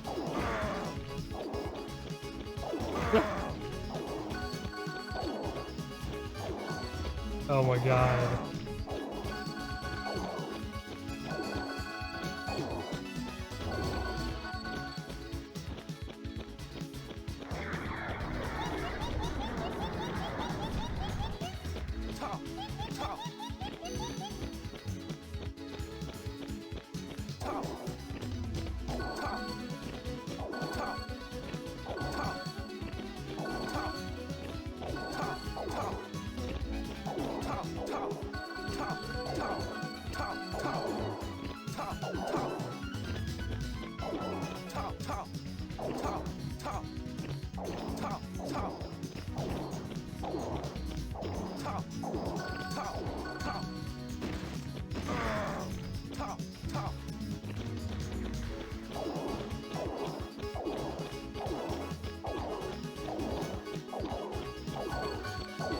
Long tutorial.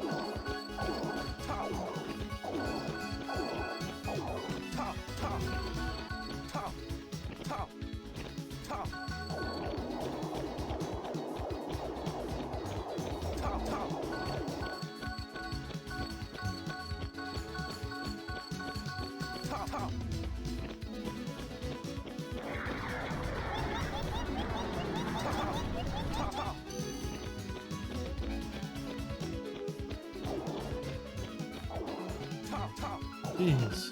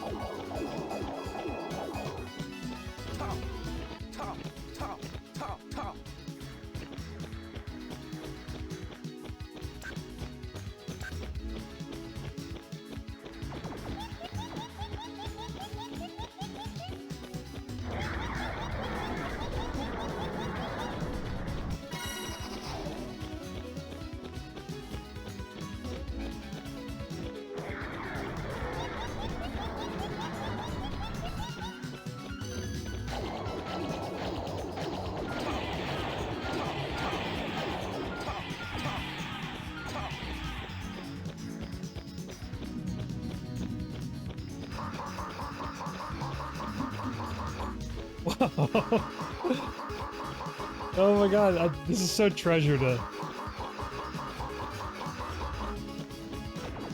Of course, the tutorial just has like a boss?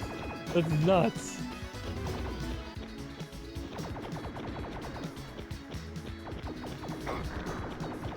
Why isn't that,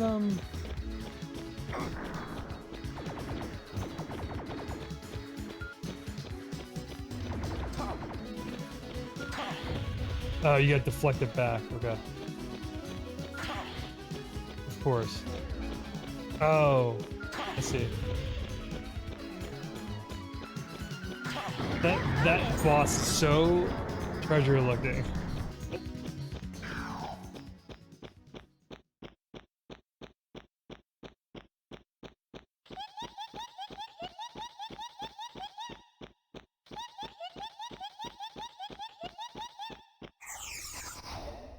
All right.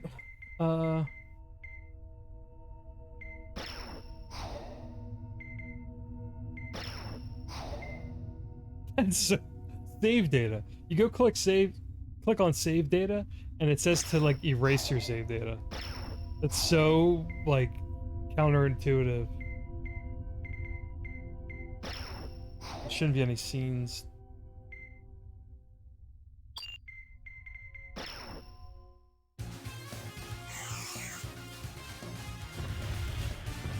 I don't remember. I remember this level, but I don't remember a lot from this game.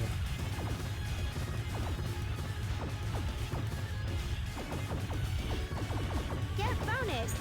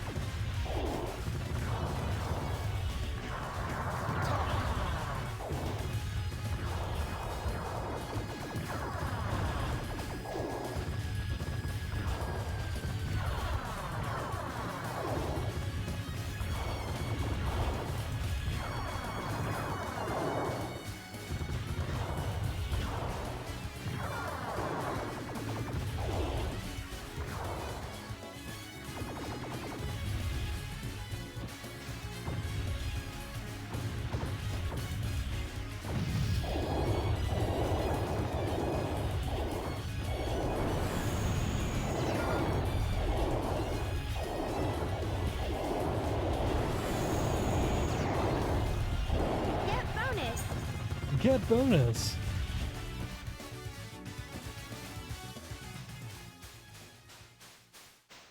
I should have watched the intro again because I have no idea what's going on. But I don't think the story's like followable in this game. Saki! Oh, Saki! Good morning, Saki. Good morning, Iron.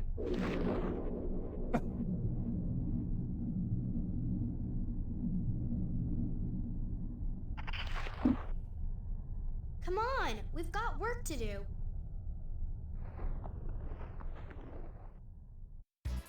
Let's go. Fuck yeah.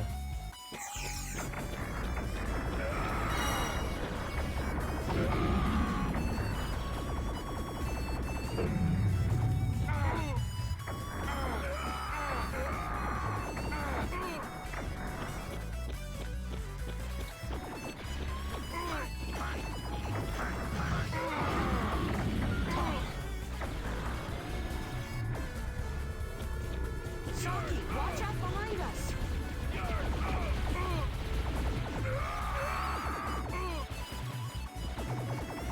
Nice shot. Keep it up.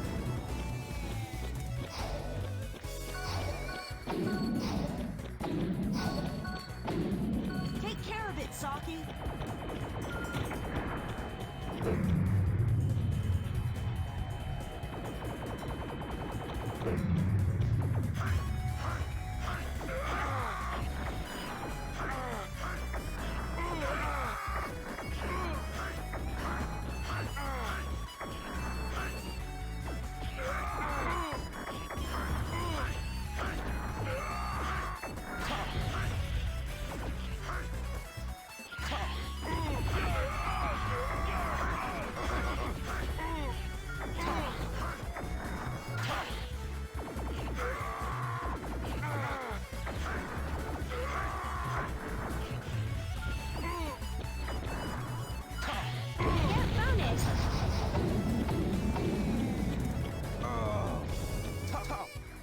Ruffians?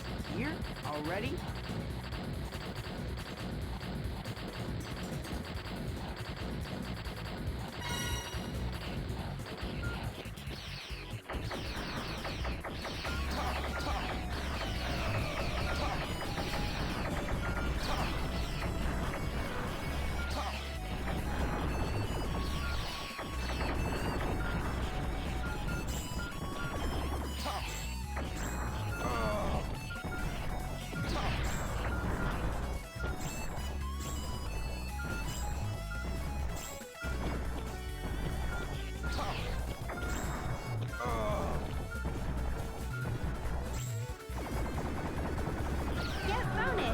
That was a little rough.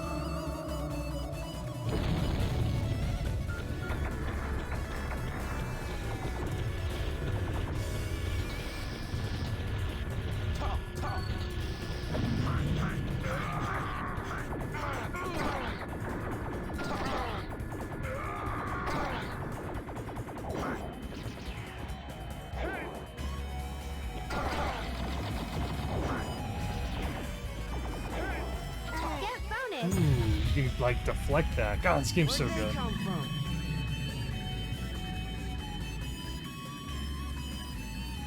Iron, cover our backs.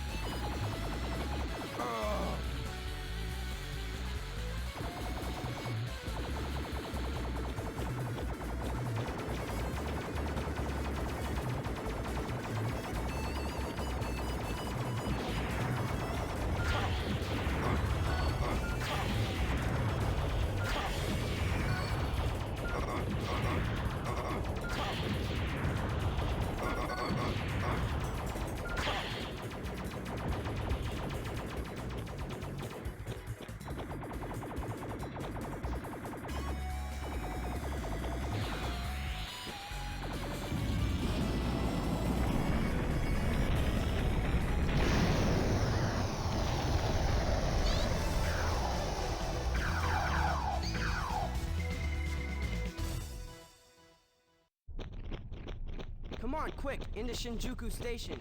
Hurry! The ruffian swarm has started attacking! should get the elevator moving. You think they're onto us? Maybe, but they're probably more worried about the ruffians. I hear voices up above. I'll check it out. Just keep the elevator moving. Top.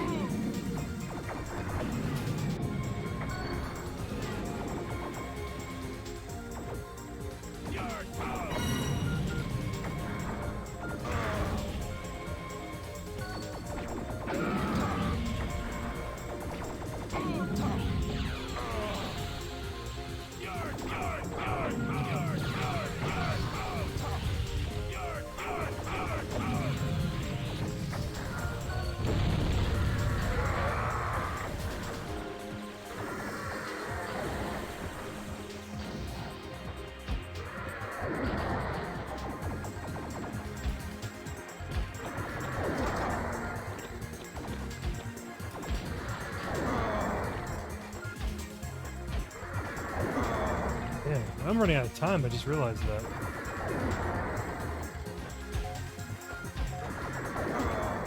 Saki. Shoot.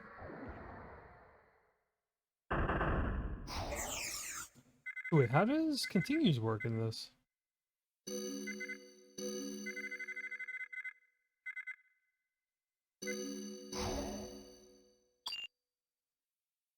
Please continue.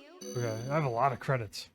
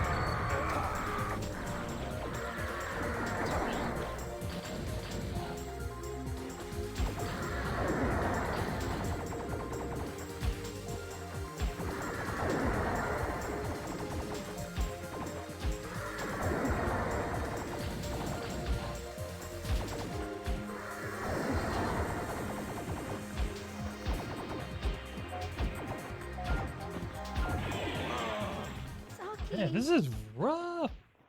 All right, I'm playing on normal. This is so much harder than I remembered.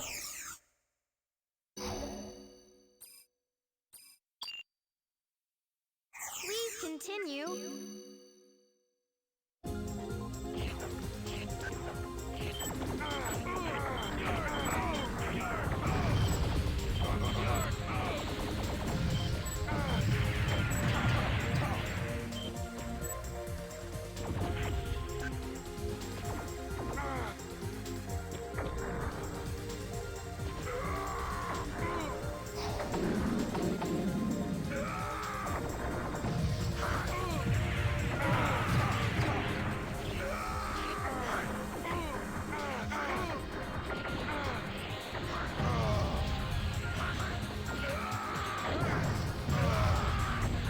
bombs do so much damage. How am I supposed to avoid any of it?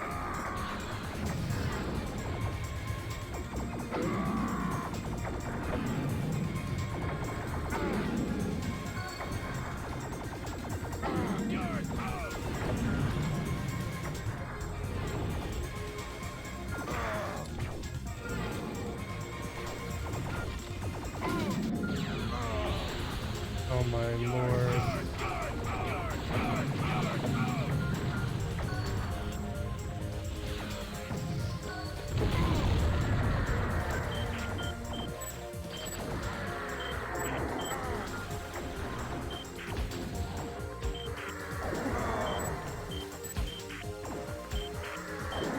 Oh my god, I'm just so slow to react. This is brutal on normal. You know what? No wonder they keep the default difficulty on easy.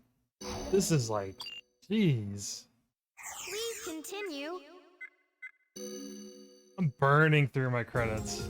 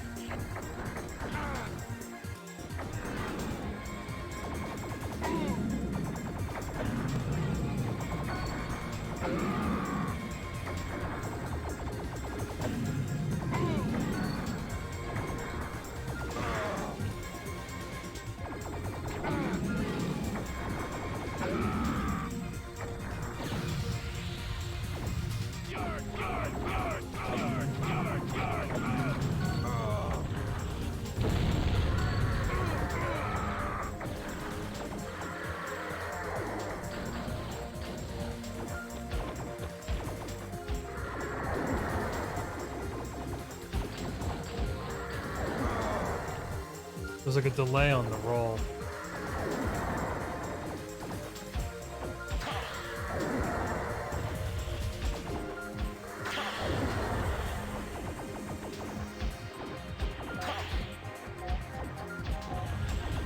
And when you run out of time, you start losing health.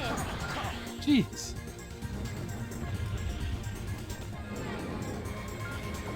Skip the small fry.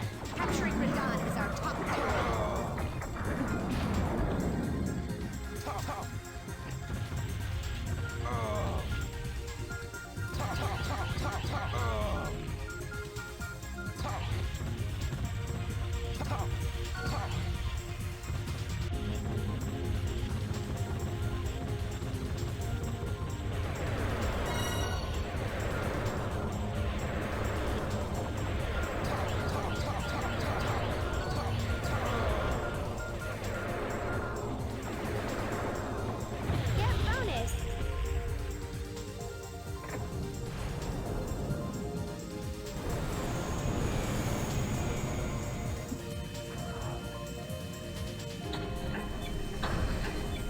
Transport. Iron, take the control. Hurry, Stocky! Whoa! Hold on!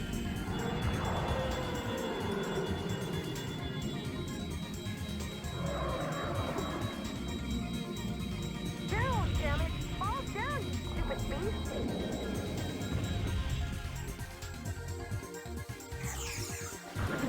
I won't let you kill Radon!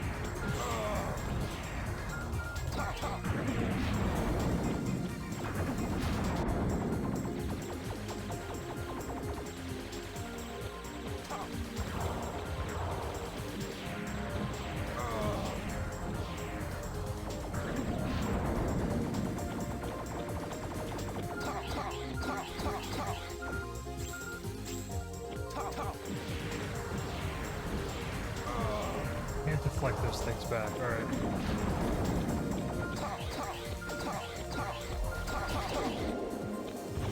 That's cool. Those cool ideas.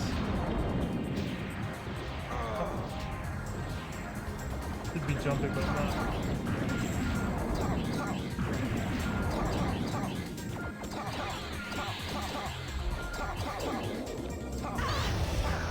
Awesome.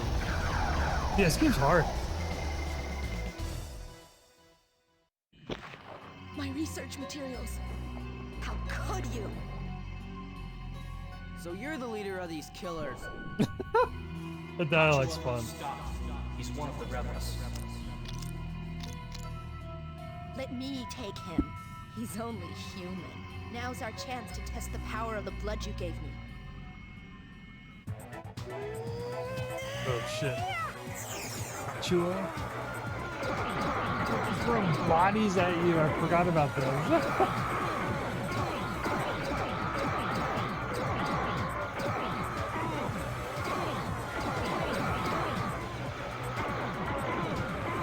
Stay here.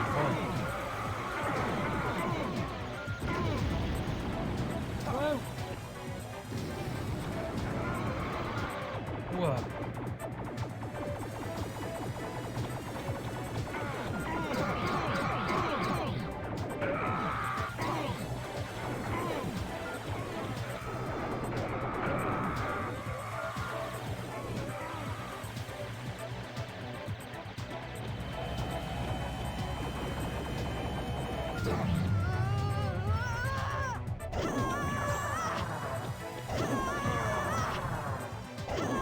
Get bonus!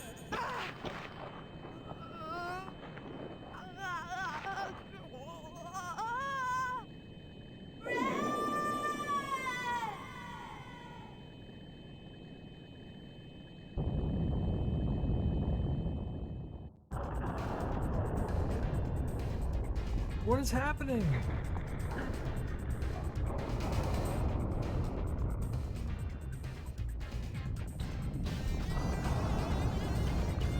Okay, Saki, show me what you've got.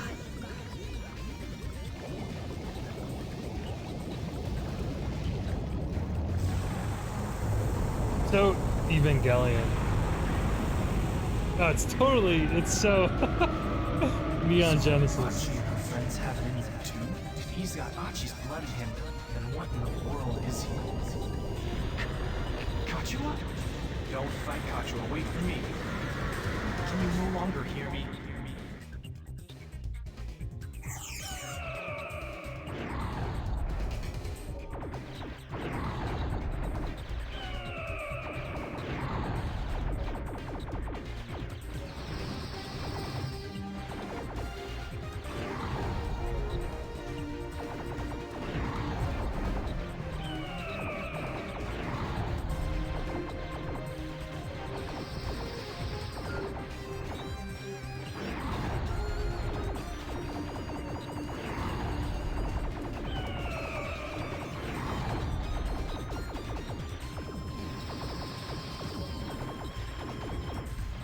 Get bonus!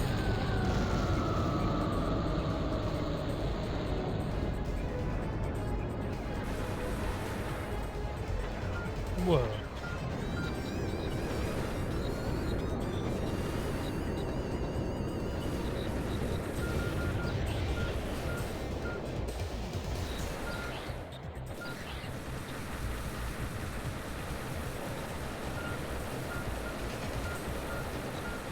Get bonus!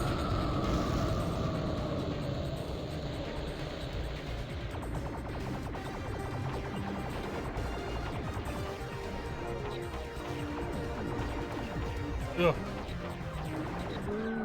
Is that it? Oh, thank God. That was brutal.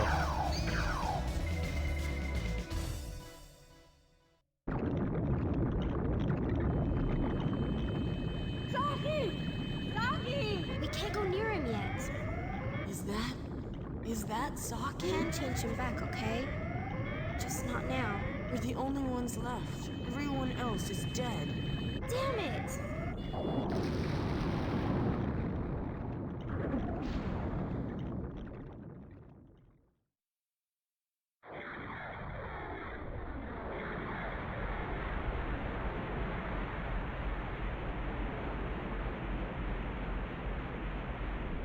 Kachua.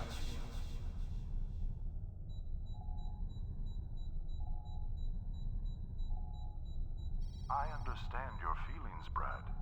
Kachua was a good match for you, both militarily and emotionally. But I can't lose you too. Retreat. There's no hope for Japan. There's an enemy out there. A monster. I won't let it run free. Thinking of revenge? I lost Kachua. Now it's Achi's turn to lose something. Hachu is gone. Think of the living, like me. Radon, Kachua, the women I passed my blood to, how could they? Achi, I'm going to show the world how weak your beast really is. What is happening? This is the safest spot. It's the armed volunteer ship. Attention, attention. Our defense of Tokyo has failed, but we shall remain in Japan to battle this new beast. Beast? Its target is the ruffian lair in Hokkaido. By eating ruffians, it will strengthen us.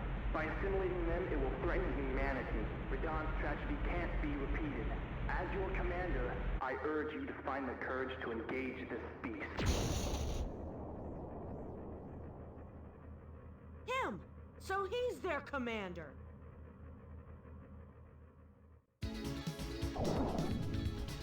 Okay, hold on. Let me just pause it for a second.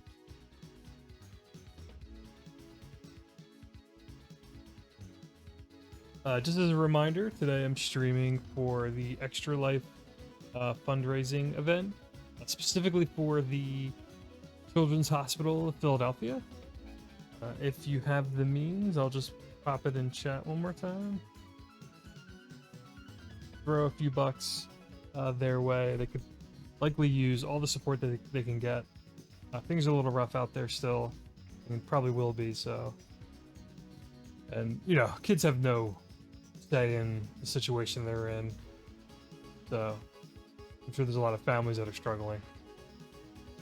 If not, if you don't have the means, I'm just going to keep chilling and playing some games pretty much all day. So my plan was 9 a.m. to 9 p.m. with some breaks, but the stream should be up until for 12 hours today, and then hopefully 12 hours tomorrow. If for whatever reason the stream crashes, which it might, you never know. I had some technical difficulties, of course, at the start of the stream. I will try to get it back up as soon as I can, but if I walk away and go to the Be Right Back screen, you can continue to just hang out, listen to some tunes, and donate if you can. But I will be taking breaks and some rest to eat and such over the course of the day. But for now, I'm just going to keep playing N64 games. I had a loose plan. There was really no major plan for today's streams. I was just playing sort of like what I've been in the mood to play, or whatever I'm currently playing. All of this N64 stuff I've done so far this morning is things I've been kind of meaning to want to stream.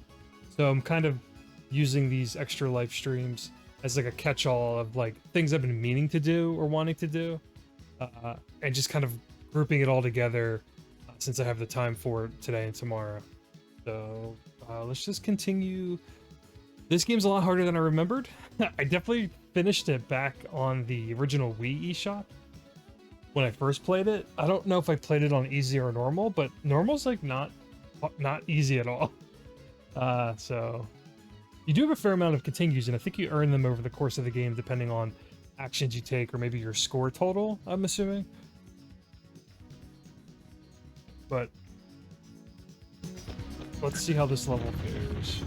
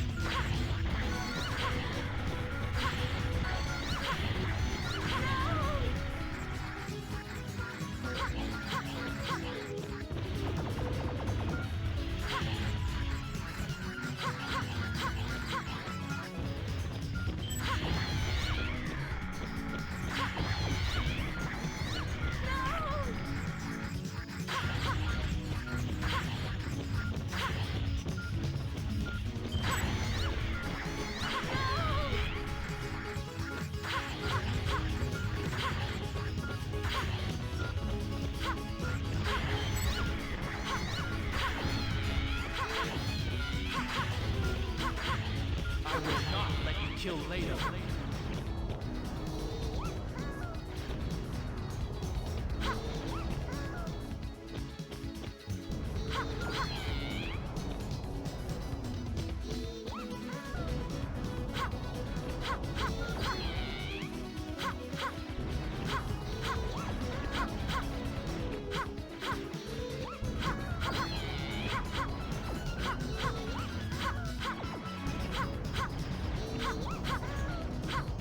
Get bonus!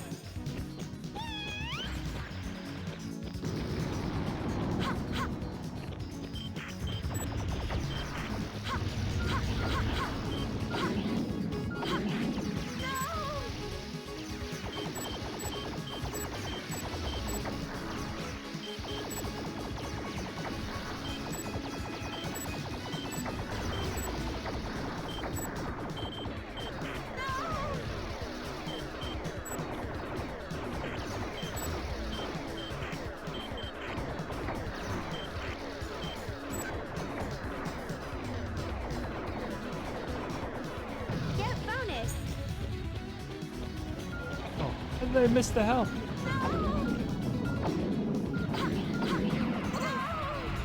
My lord.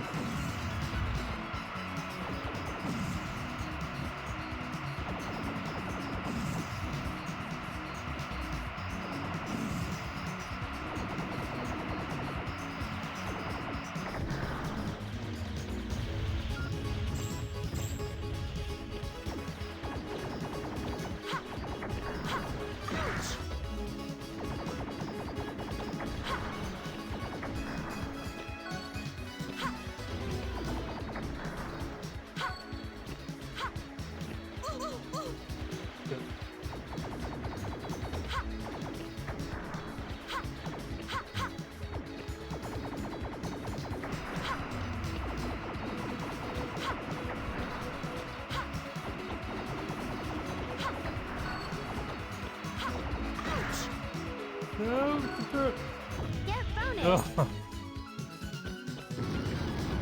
Help, maybe? No, I keep missing the health on weird angles. Oh, I'm so dead here.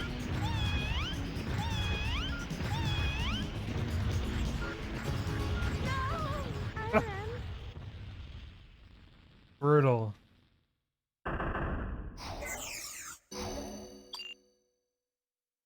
Please continue.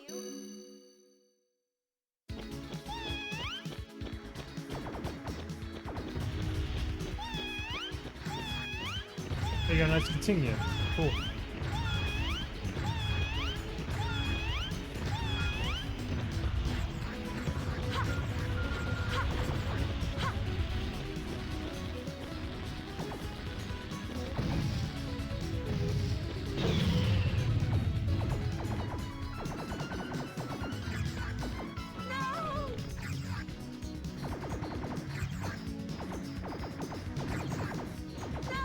You can't deflect those. It's not clear to me what you can or can't deflect sometimes.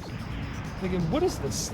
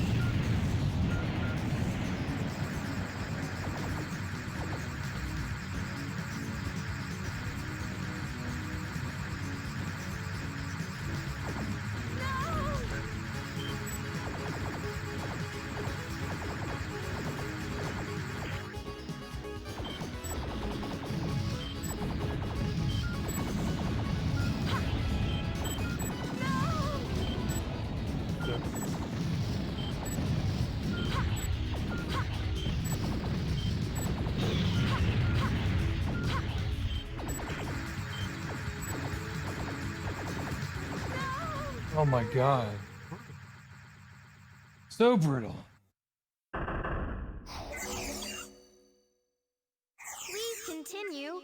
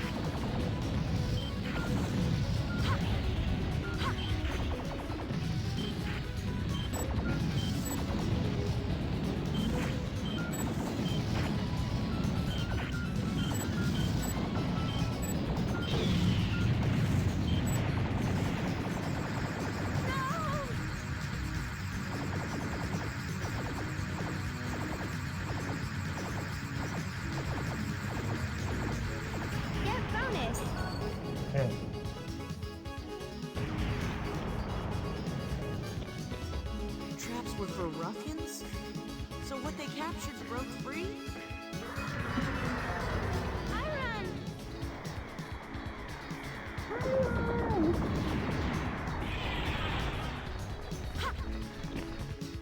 Wait! Stop!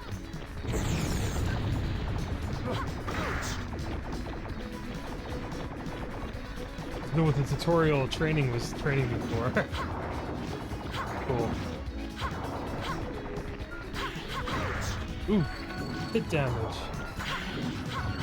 Destroys you.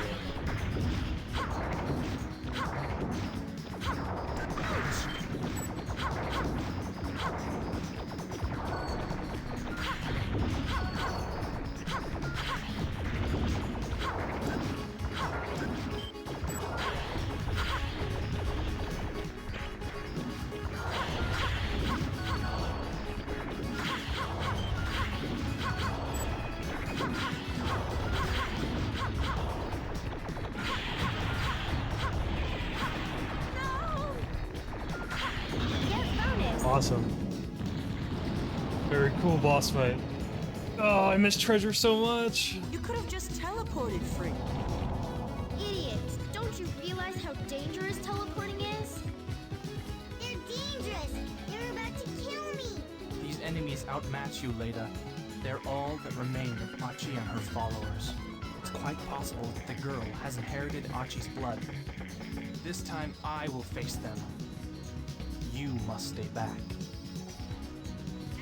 Well, Commander, now I'll avenge my friends. The pleasure will be all mine.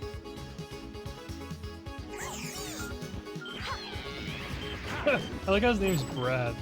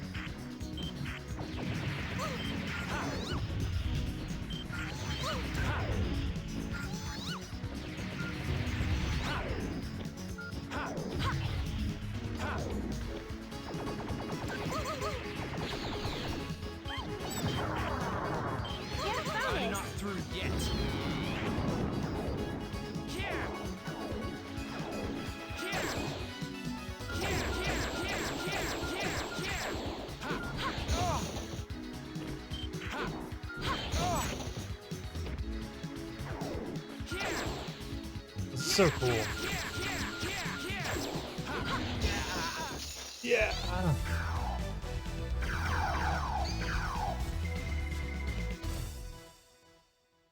He also had strange powers.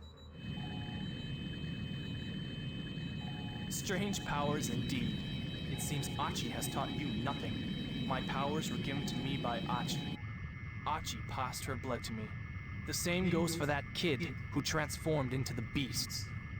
Saki is nothing like you. I never thought you'd try to make friends by passing your blood. What?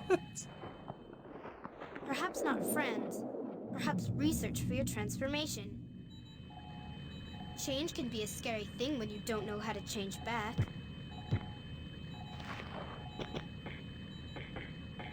Iran, do you want to change Saki back into a human?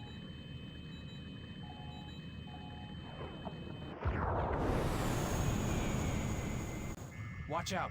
All fighters away from the flagship. What? The floor! If they attack Saki from the air, then we'll need this.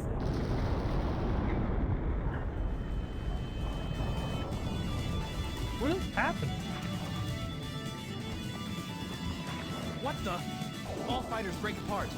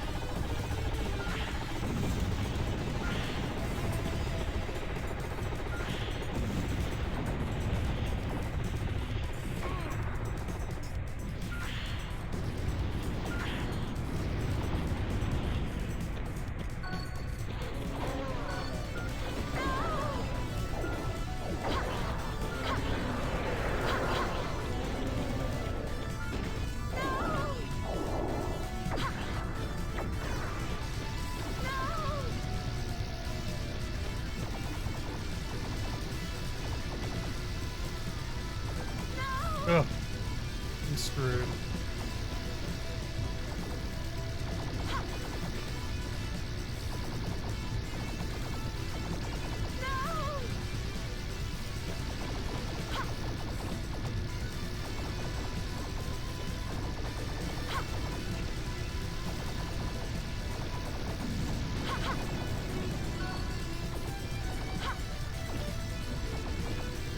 No! I tried my best. Oh.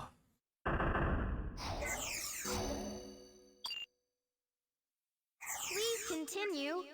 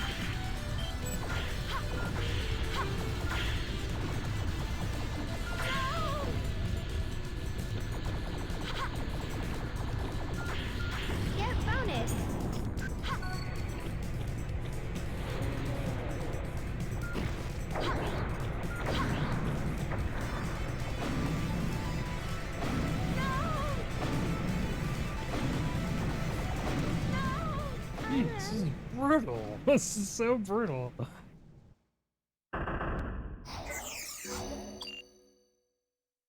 Please continue. Good checkpoints though. This game.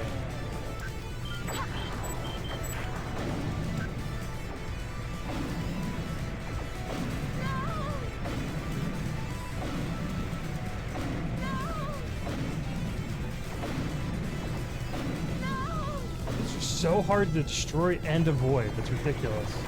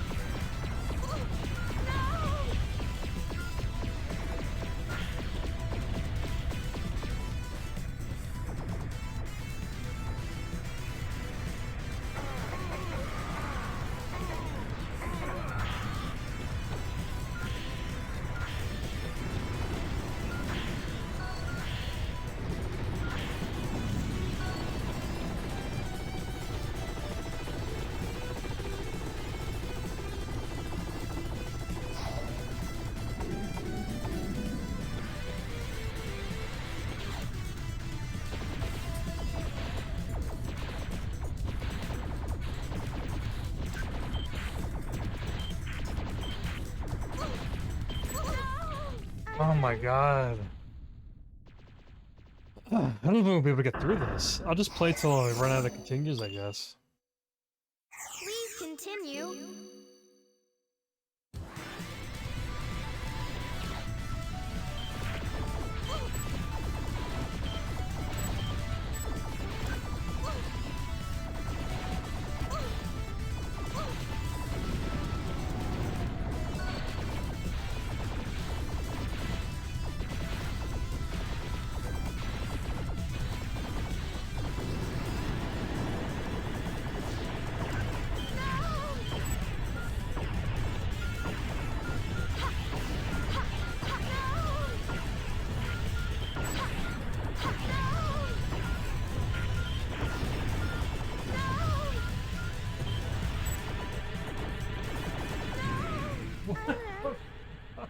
Oh my god!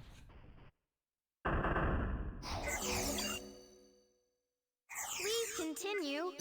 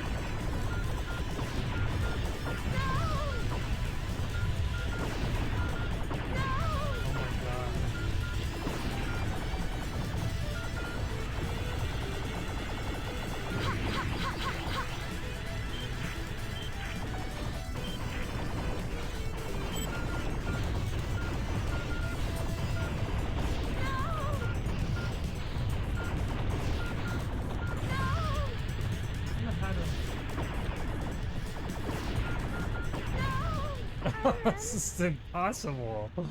Ah!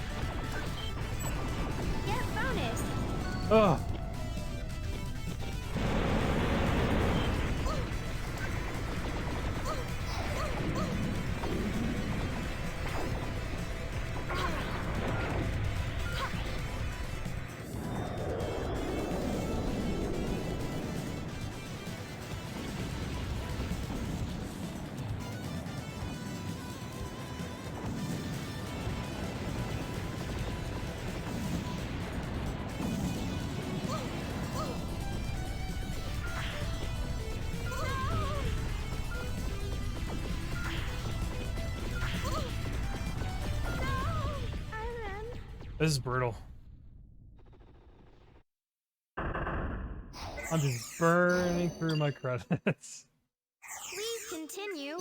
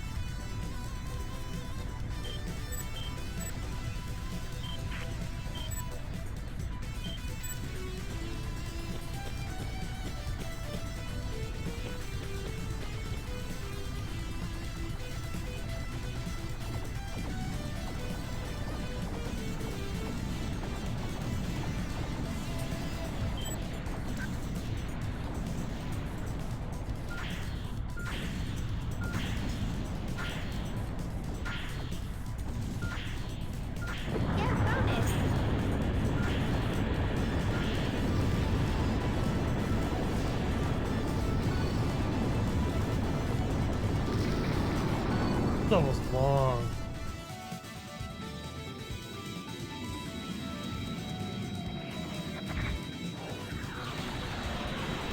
Him?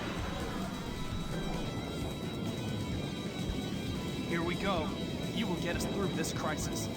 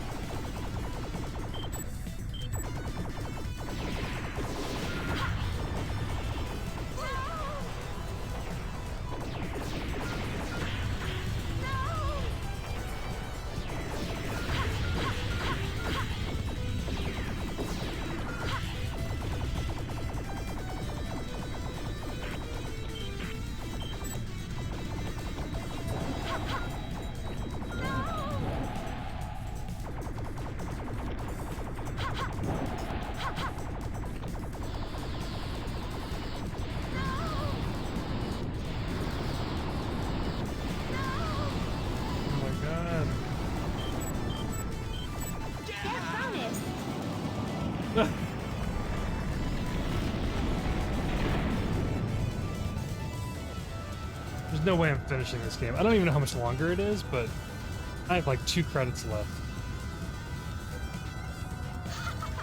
Look at them! They can't even escape! They're crying! They're crying Brad's name!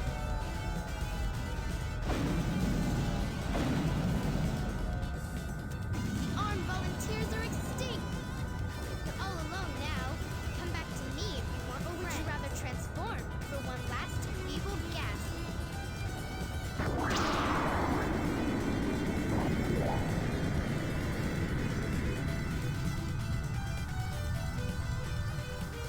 Is he dead? In a final bit of work justice, He just wanted the world to see him fight the ruffians in Saki. To humans, our power is an object of either hostility or worship. I guess Brad just didn't want to be hated by mankind.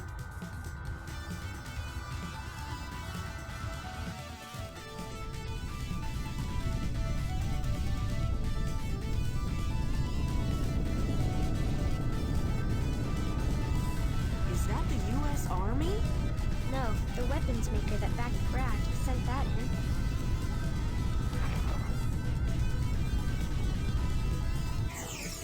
I'm so dead.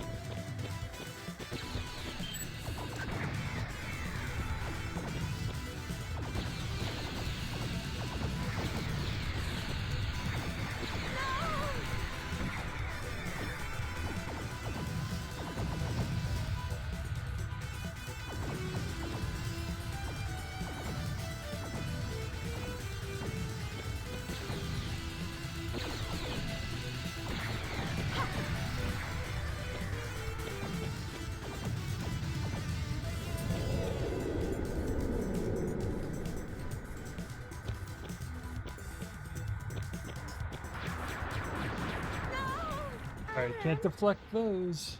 It's never clear to me, like, what you can or cannot deflect. It's usually, like, missile-type objects.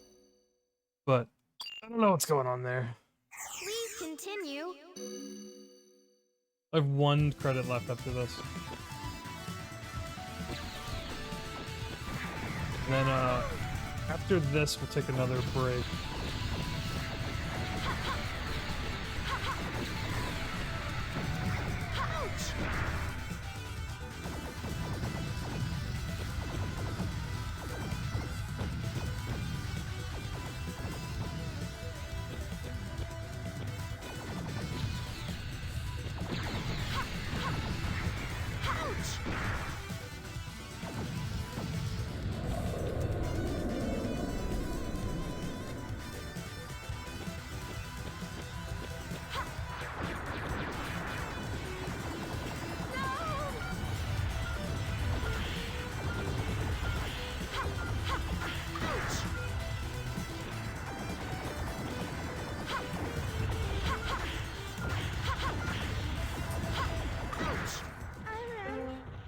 This is so brutal.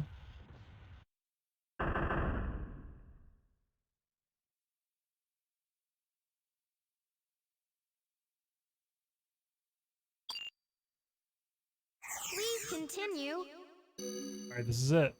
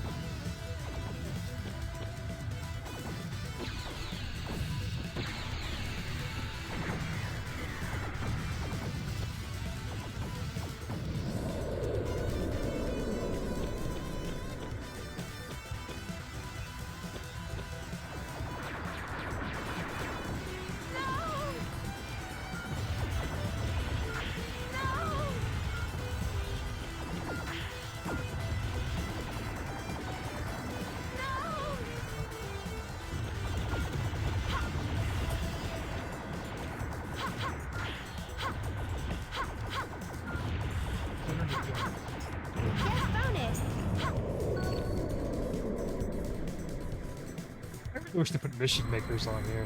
That's like the treasure game. I own the N64 cart still, but I just want like a convenient way to play that game again.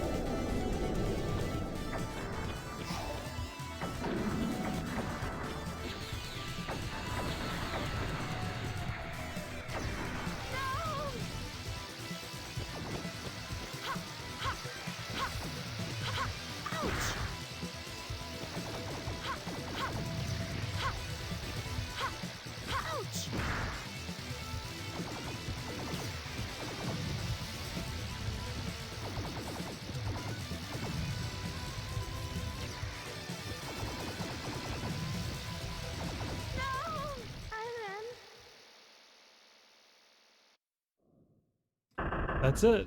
that's that playthrough. Is it just game over? Game over. Game over. Brutal. No wonder they set the difficulty to easy at the start. Let's go to scene select. How far did I get? Oh wow, it breaks it down. Wait, what? That was just stage 2? 2-2? Are you kidding me?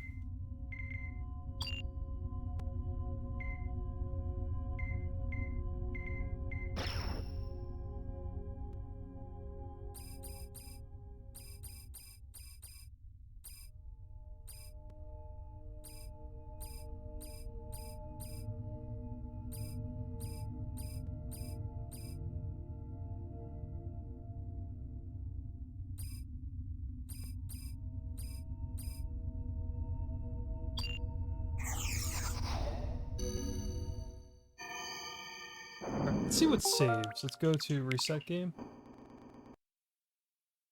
Let's watch this intro again. I don't understand what was going on in this game. Treasure video games. Such a funny subtitle. Archie! Archie! Hurry! Save us, Archie!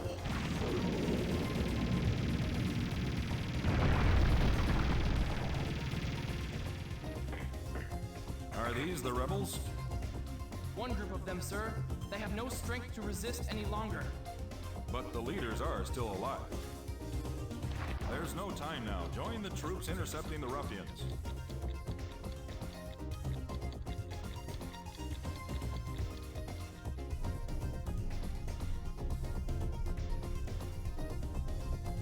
I miss attract videos like this. Games don't really do this anymore.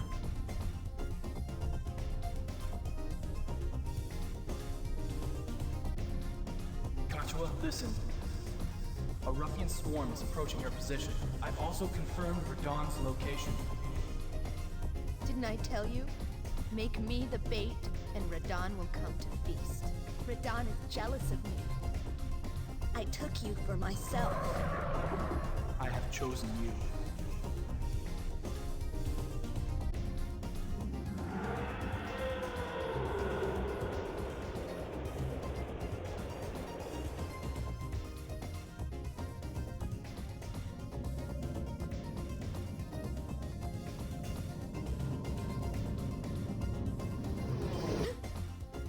Michiko's group.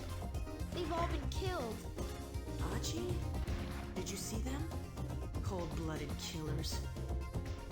Even if we steal the damn transport, it won't mean anything if there's no one to ride in it. Relax, Iron. Wake Saki. They've put their faith in us. We must try to help the others. That's only if the soldiers hit the ruffians like we expected. Not expected. As I predicted. Now we'll have a good window. Soon, it will all begin.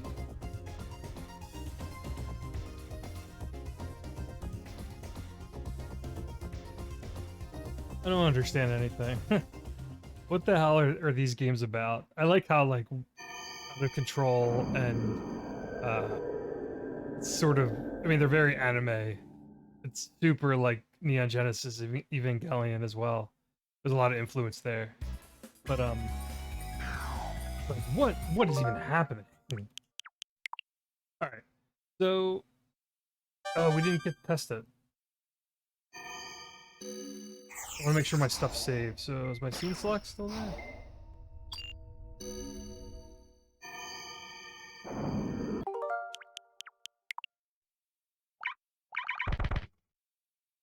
Okay.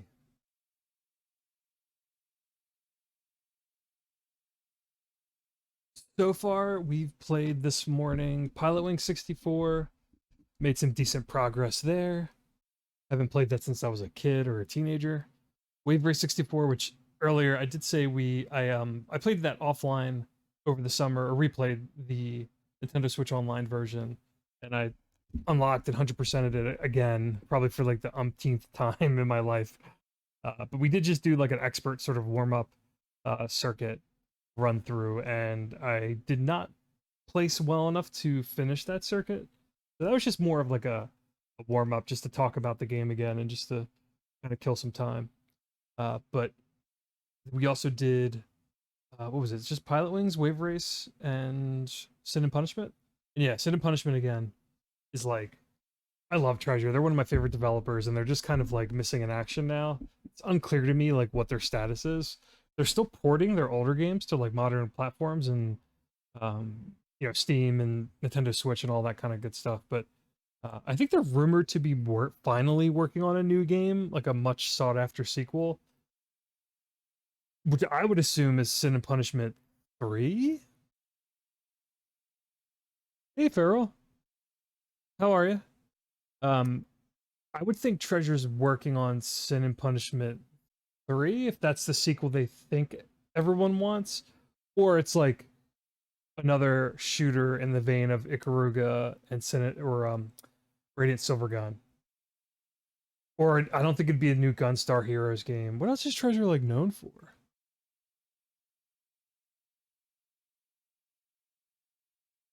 I'm doing okay. So today, Farrell, I'm streaming for doing a charity event for Extra Life. So it's in support of I'm specifically streaming for the Children's Hospital of Philadelphia, since I'm from that area. So I'm sort of doing, it's supposed to be a 24-hour stream, but I'm doing 12 and 12. So I'm going to try and do 12 today. So 9 a.m. to 9 p.m. with some breaks. And then same deal tomorrow. And then that'll be it for the charity event. So today's mainly the day for the event. But it's sort of like a... Yeah, thanks. This is my 3rd year doing this, so I'm sort of like kind of learning new ways to promote it. I've kind of shared the details on most of my socials, but I'm using it today as kind of like a catch-all of me just jumping around and playing a bunch of different games I've been wanting to play or get around to, and to share my thoughts on. So I'm jumping all over the place, but hopefully the stream stays up and there's no technical difficulties or anything. And again, if you have the means, I know things are sort of rough out there for everyone, but if you throw a few bucks towards the hospital, it would be appreciated. But if not, I'm just going to be chilling out, kind of keeping a low-key stream for the rest of the day until 9 p.m. Eastern. So I'm actually going to step away and take a break, use the restroom and all that good stuff. I have to charge my phone, I think, as well. Do some other things. But what is it, 1 p.m. my time right now? I will be back as soon as I can. But yeah, I'm going to go switch to the Be Right Back screen. People can donate, and I put music up so you can just kind of chill out, listen to some tunes while I'm away. Yeah, that's okay, Farrell. No worries. There's no pressure to donate or anything. It's just sort of I wanted to just stream for these 2 days for the event and kind of just keep the stream up for anyone who can donate or is willing to. So there's no pressure or anything. I barely have incentives as well. So a lot of people who have like their streaming more figured out than I do have like incentives and milestones for their streams. And I only had one kind of pricey in case someone came in and was like really willing to donate a lot. My only incentive I have is pretty ridiculous. I should lower the price. Is I'll play Balan Wonderworld, which is like a really critically panned and poorly reviewed game that came out last year. I actually liked a lot of things about it, but I was going to play that for a few hours while wearing Sonic the Hedgehog sort of like funny hat. It's like a goofy looking big Sonic sort of face that goes over my head. Since it's from the original Sonic the Hedgehog creator, that was my intention. It's like I think it's like a $250 incentive, so it's pretty pricey. But again, it's for charity, and it's sort of like I'm making a full, like, embarrassing myself by playing a game that no one likes while wearing like a Sonic hat. Was the idea. So that's, people do like kind of funny incentives for the streamer or the group of people who are streaming for this charity event, set up kind of silly, fun incentives. But I didn't have really time to like, or I didn't really make time to think of like interesting incentives or milestones. So I'm mostly just kind of keeping it as like a low key charity stream. So just bring awareness to the nonprofit organization for these hospitals around North America. I believe it's just for North America. So, yeah, I'll be around all day. Thanks for the sub, Farrell. I appreciate that.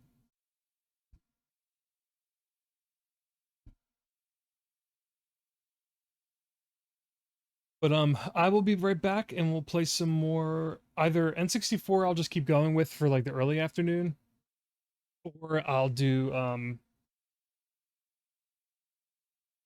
what is it? I might switch to my PS5 and play some games there. So I will be back in a few, and if you guys stick around, if you all stick around, I appreciate it. But if not, have a good rest of your Saturday. So I will be back in a few, and we'll continue from there. All right.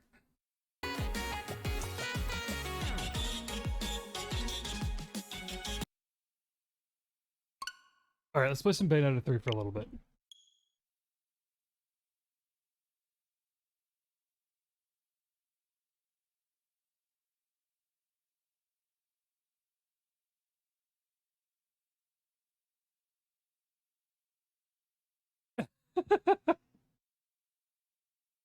I am making progress today, but not overall progression. Let me hold on.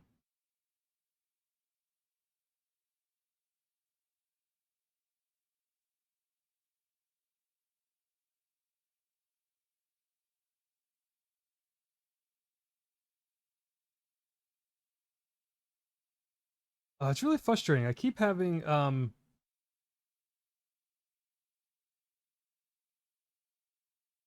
I think there's been interruptions on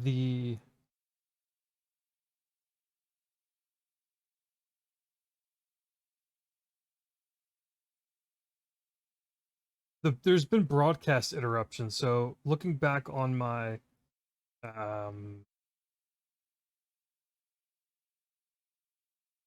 my video uploads so far.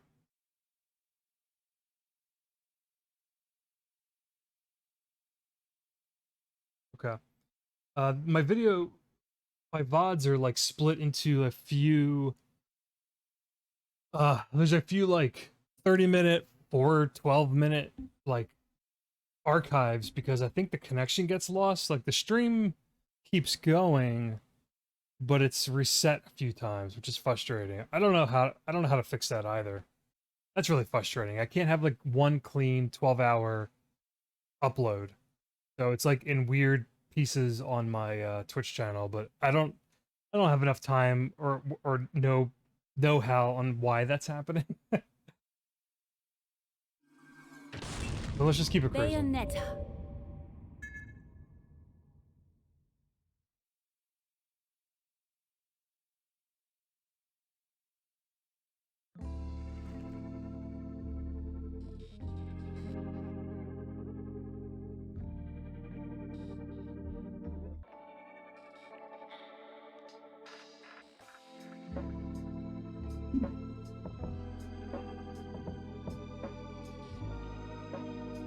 Oh, let me get my drink again.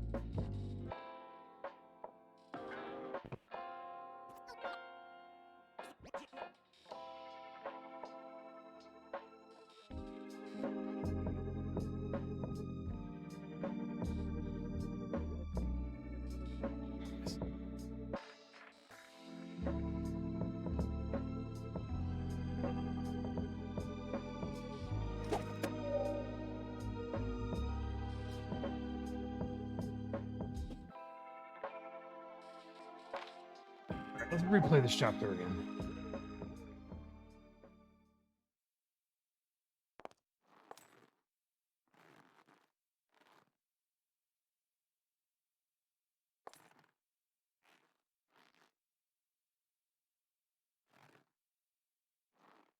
If I'm going to waste time, I'd rather do it in a nice hot Johnny.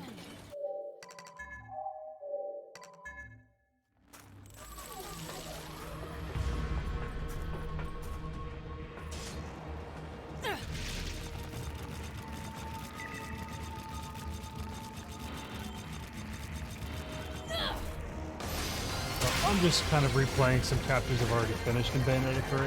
So I'm just kind of doing some cleanup and some of the side extra stuff before making progress. Before making progress, not progression.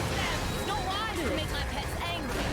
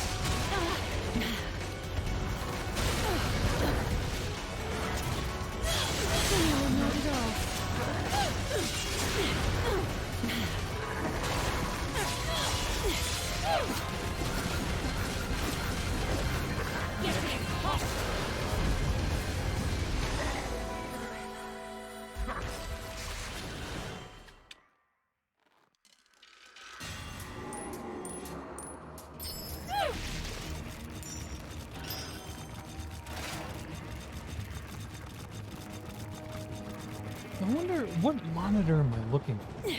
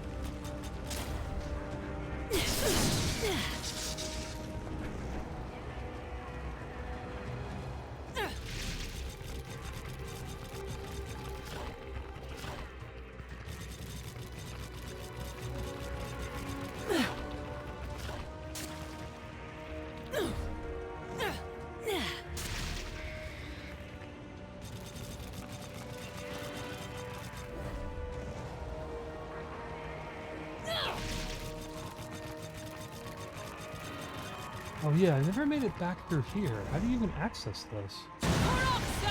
Do it.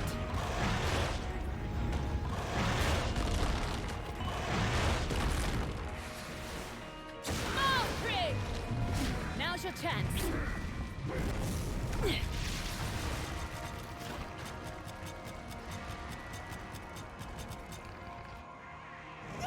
Oh, okay. So I wasn't supposed to do it like that, I guess. I can take the heat, but that's a bit much. That water tank looks useful. Don't think I'll be getting close, though.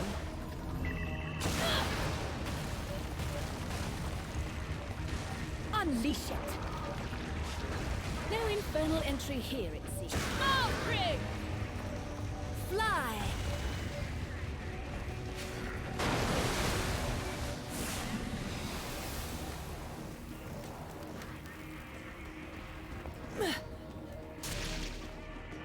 Oh, I see. Hold on. Secret over here. No? What the hell?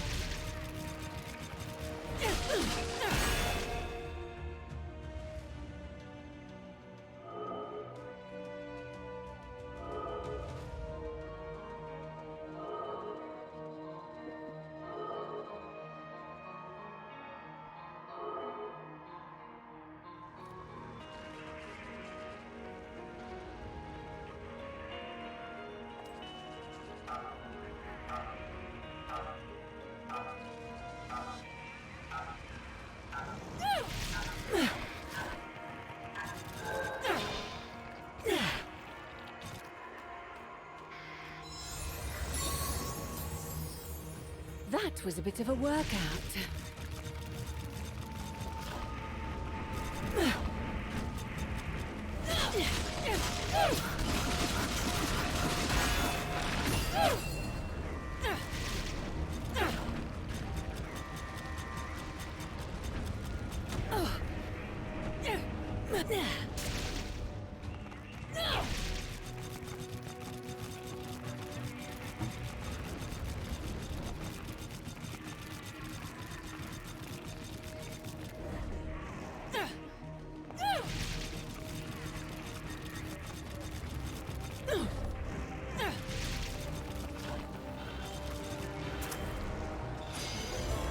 Dude, that's verse 4 though. I'm missing a verse somewhere.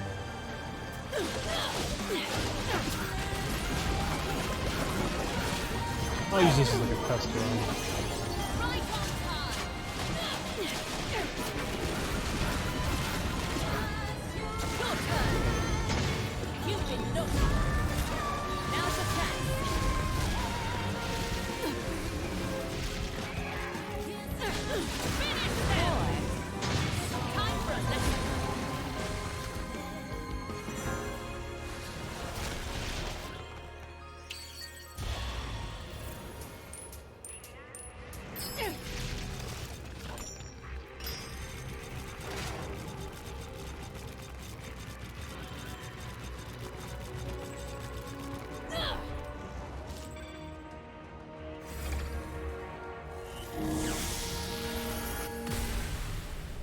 Well, that's where this is. I've never found this before, so...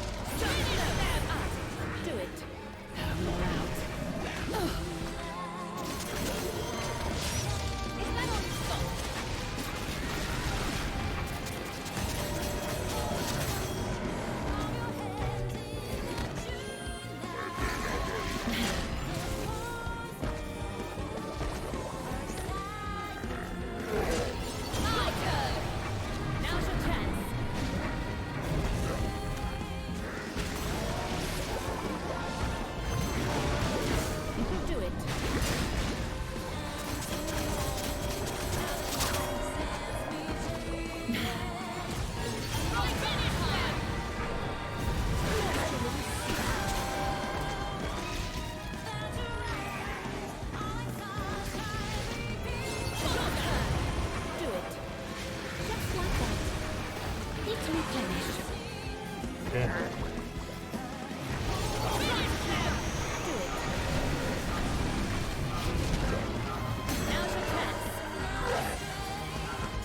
No, we're running out of time.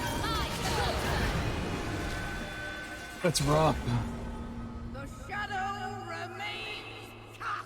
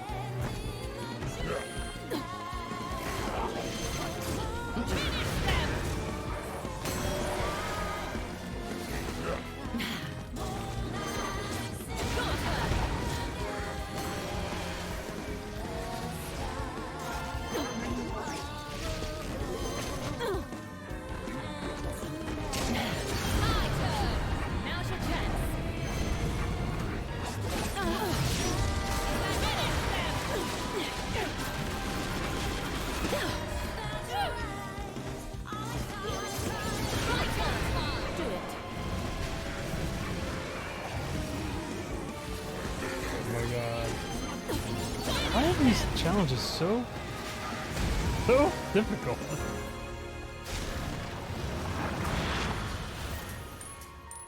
Oh, that was verse 5? I don't understand this mission at all.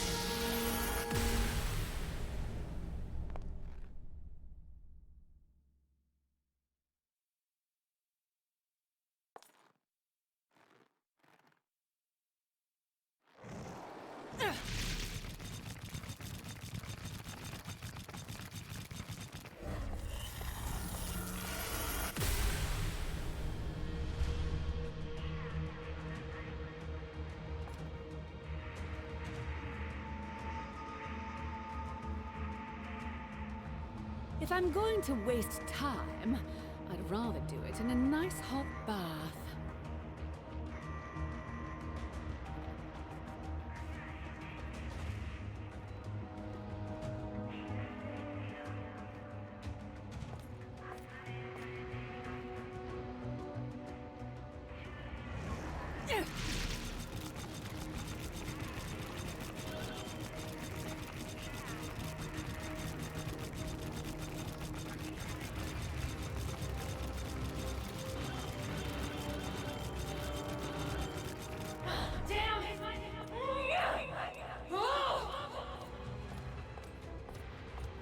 That voice.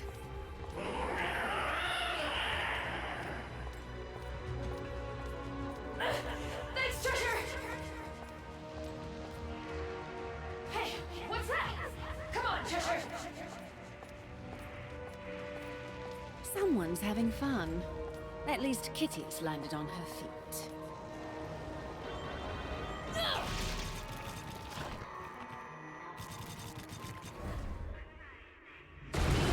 Oh wait, nah, that wasn't. Ugh.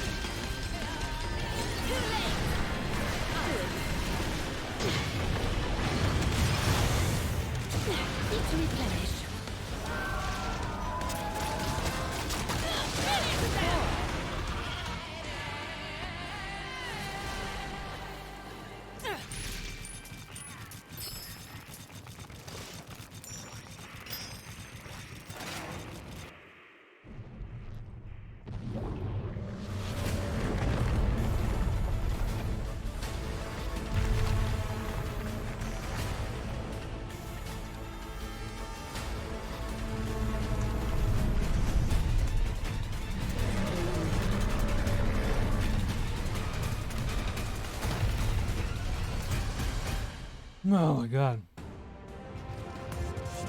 Not quite a convertible, but I could get used to this.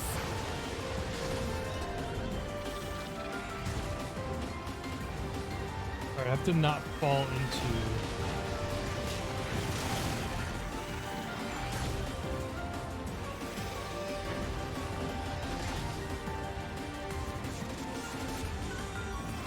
Make that.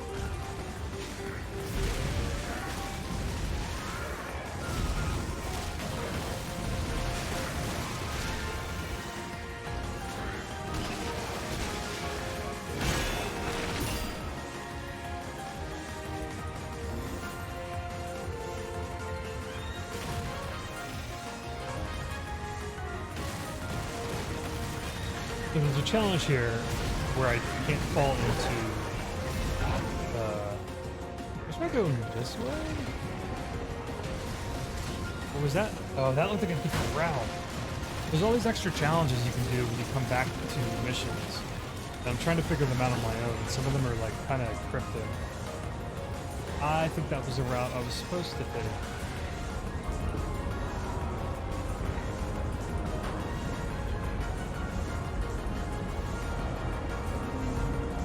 Impressive artistry from the killing machine.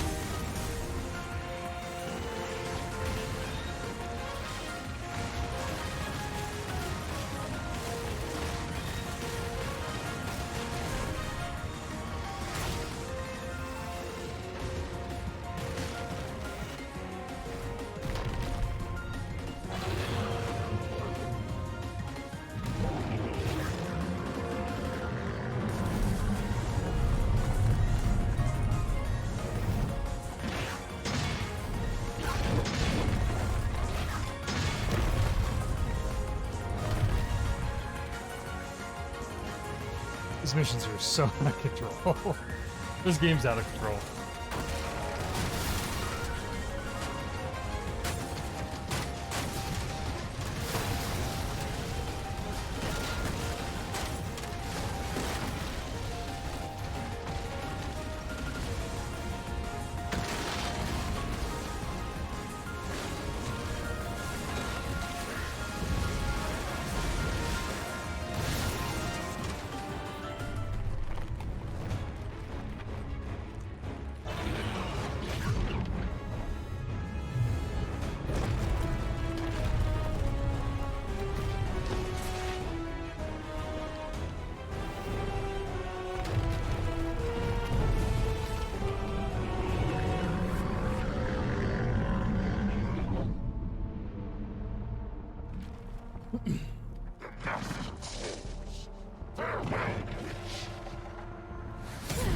I enjoyed the ride while it lasted. Let's do it again.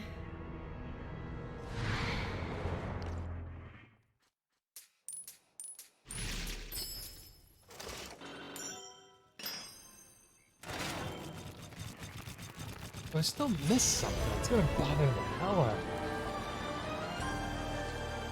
Your turn. Do it.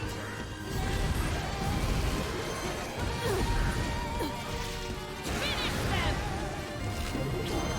Do it.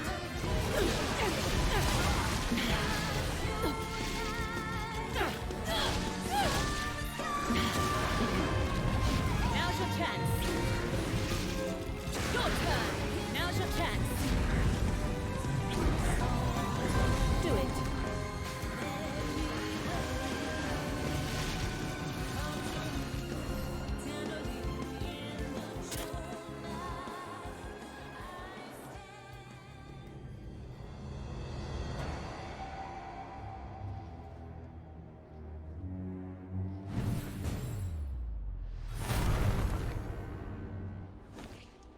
At last, someone with no strings attached. And what's your name, my furry friend?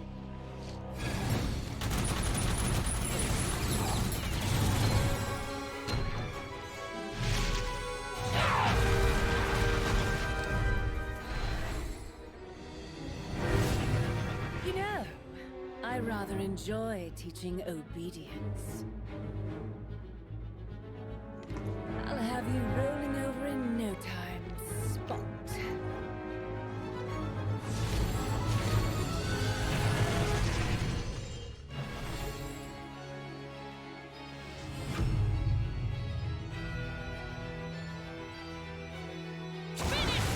Not an angel or a demon, but not quite human either. Who are you?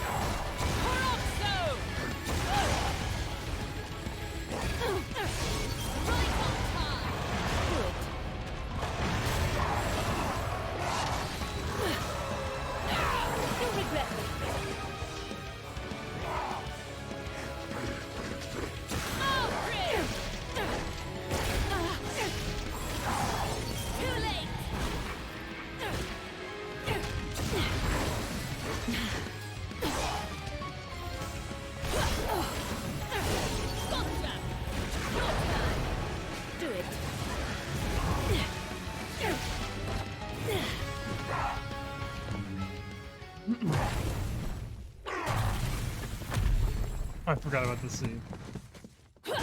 This is really cool because this is like I think they took a they created a this space is I think their studio in Japan, like a developer studio. So I think they actually took like probably reference photos to recreate their office in this game.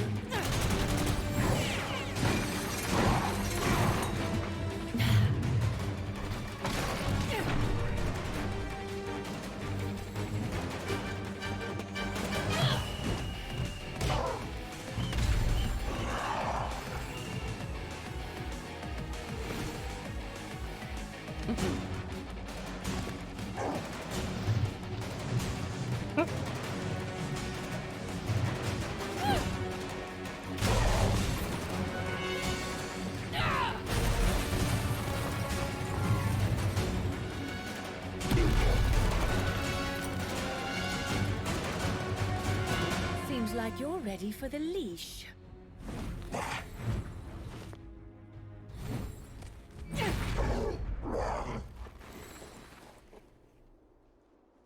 Now, why don't you sit for Mummy?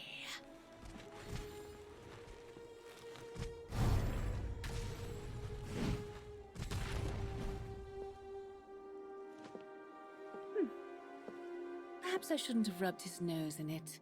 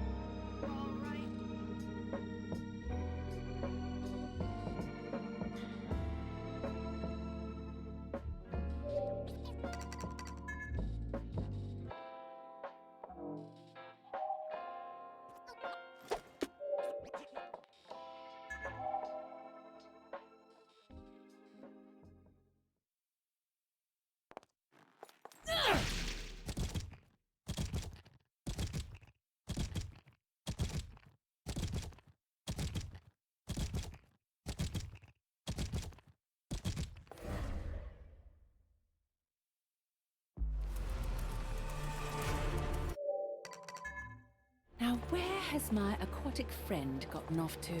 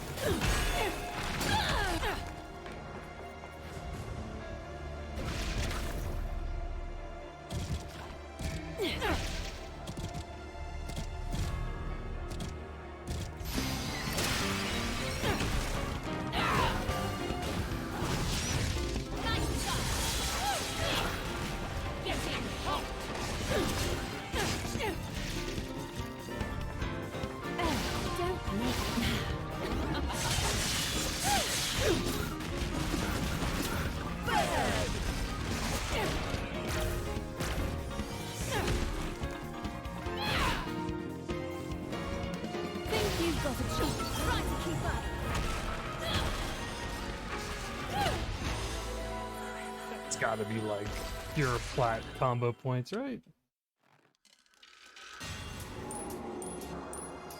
Yeah, just took too long.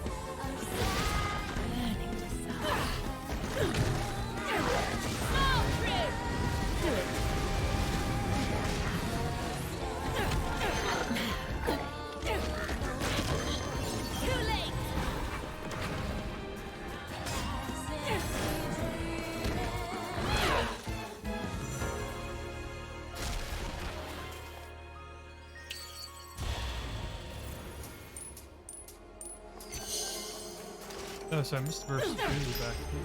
Oh, I think there was like a secret Only thing. the Luca I know would be bold enough to call me Sarasita. It must have been him and Thor then, too. What in the world is he doing?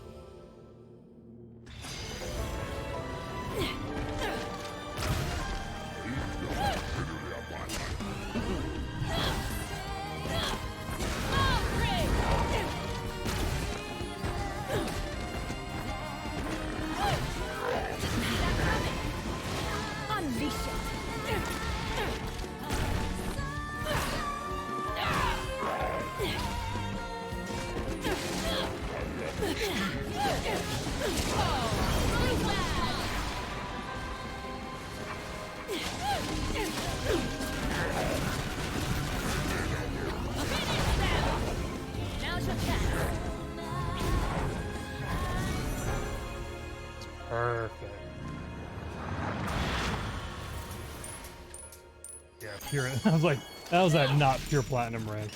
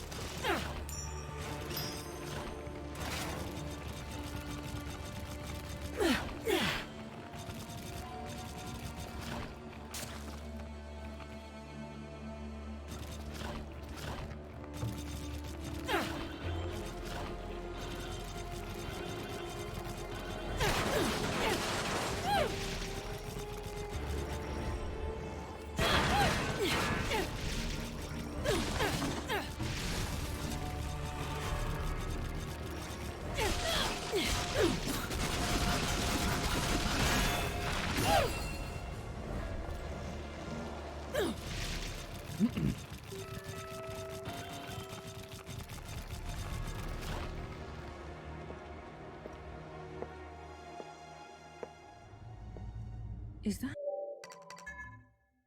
Not getting away that easy.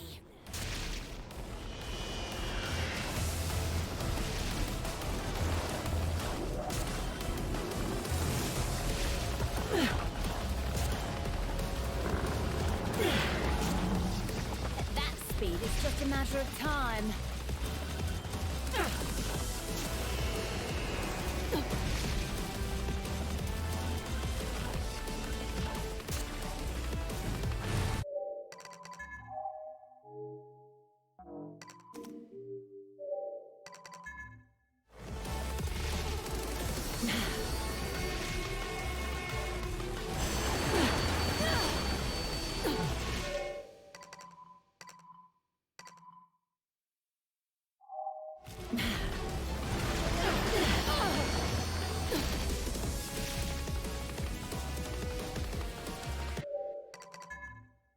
That's such a weird cut there too. Patience killing me.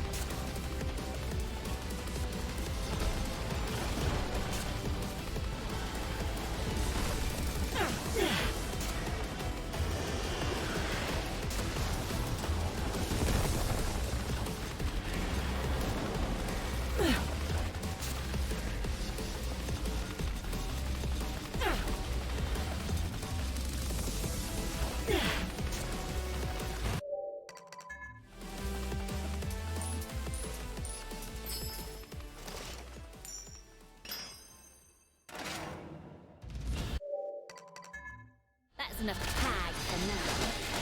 To get my hooks into Oh, I you. forgot this was that chapter. Oh, this is an incredible chapter. My turn. Run while you can. Get in hot. Not picking up.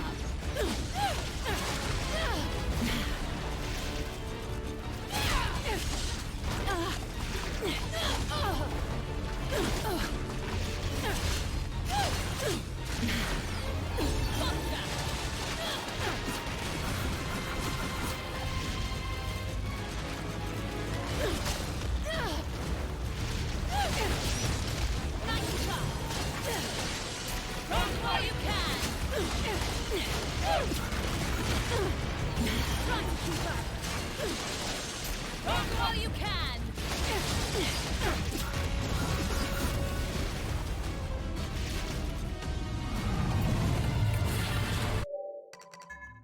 Do you really think it would be that easy? Once I see something I want, it's mine.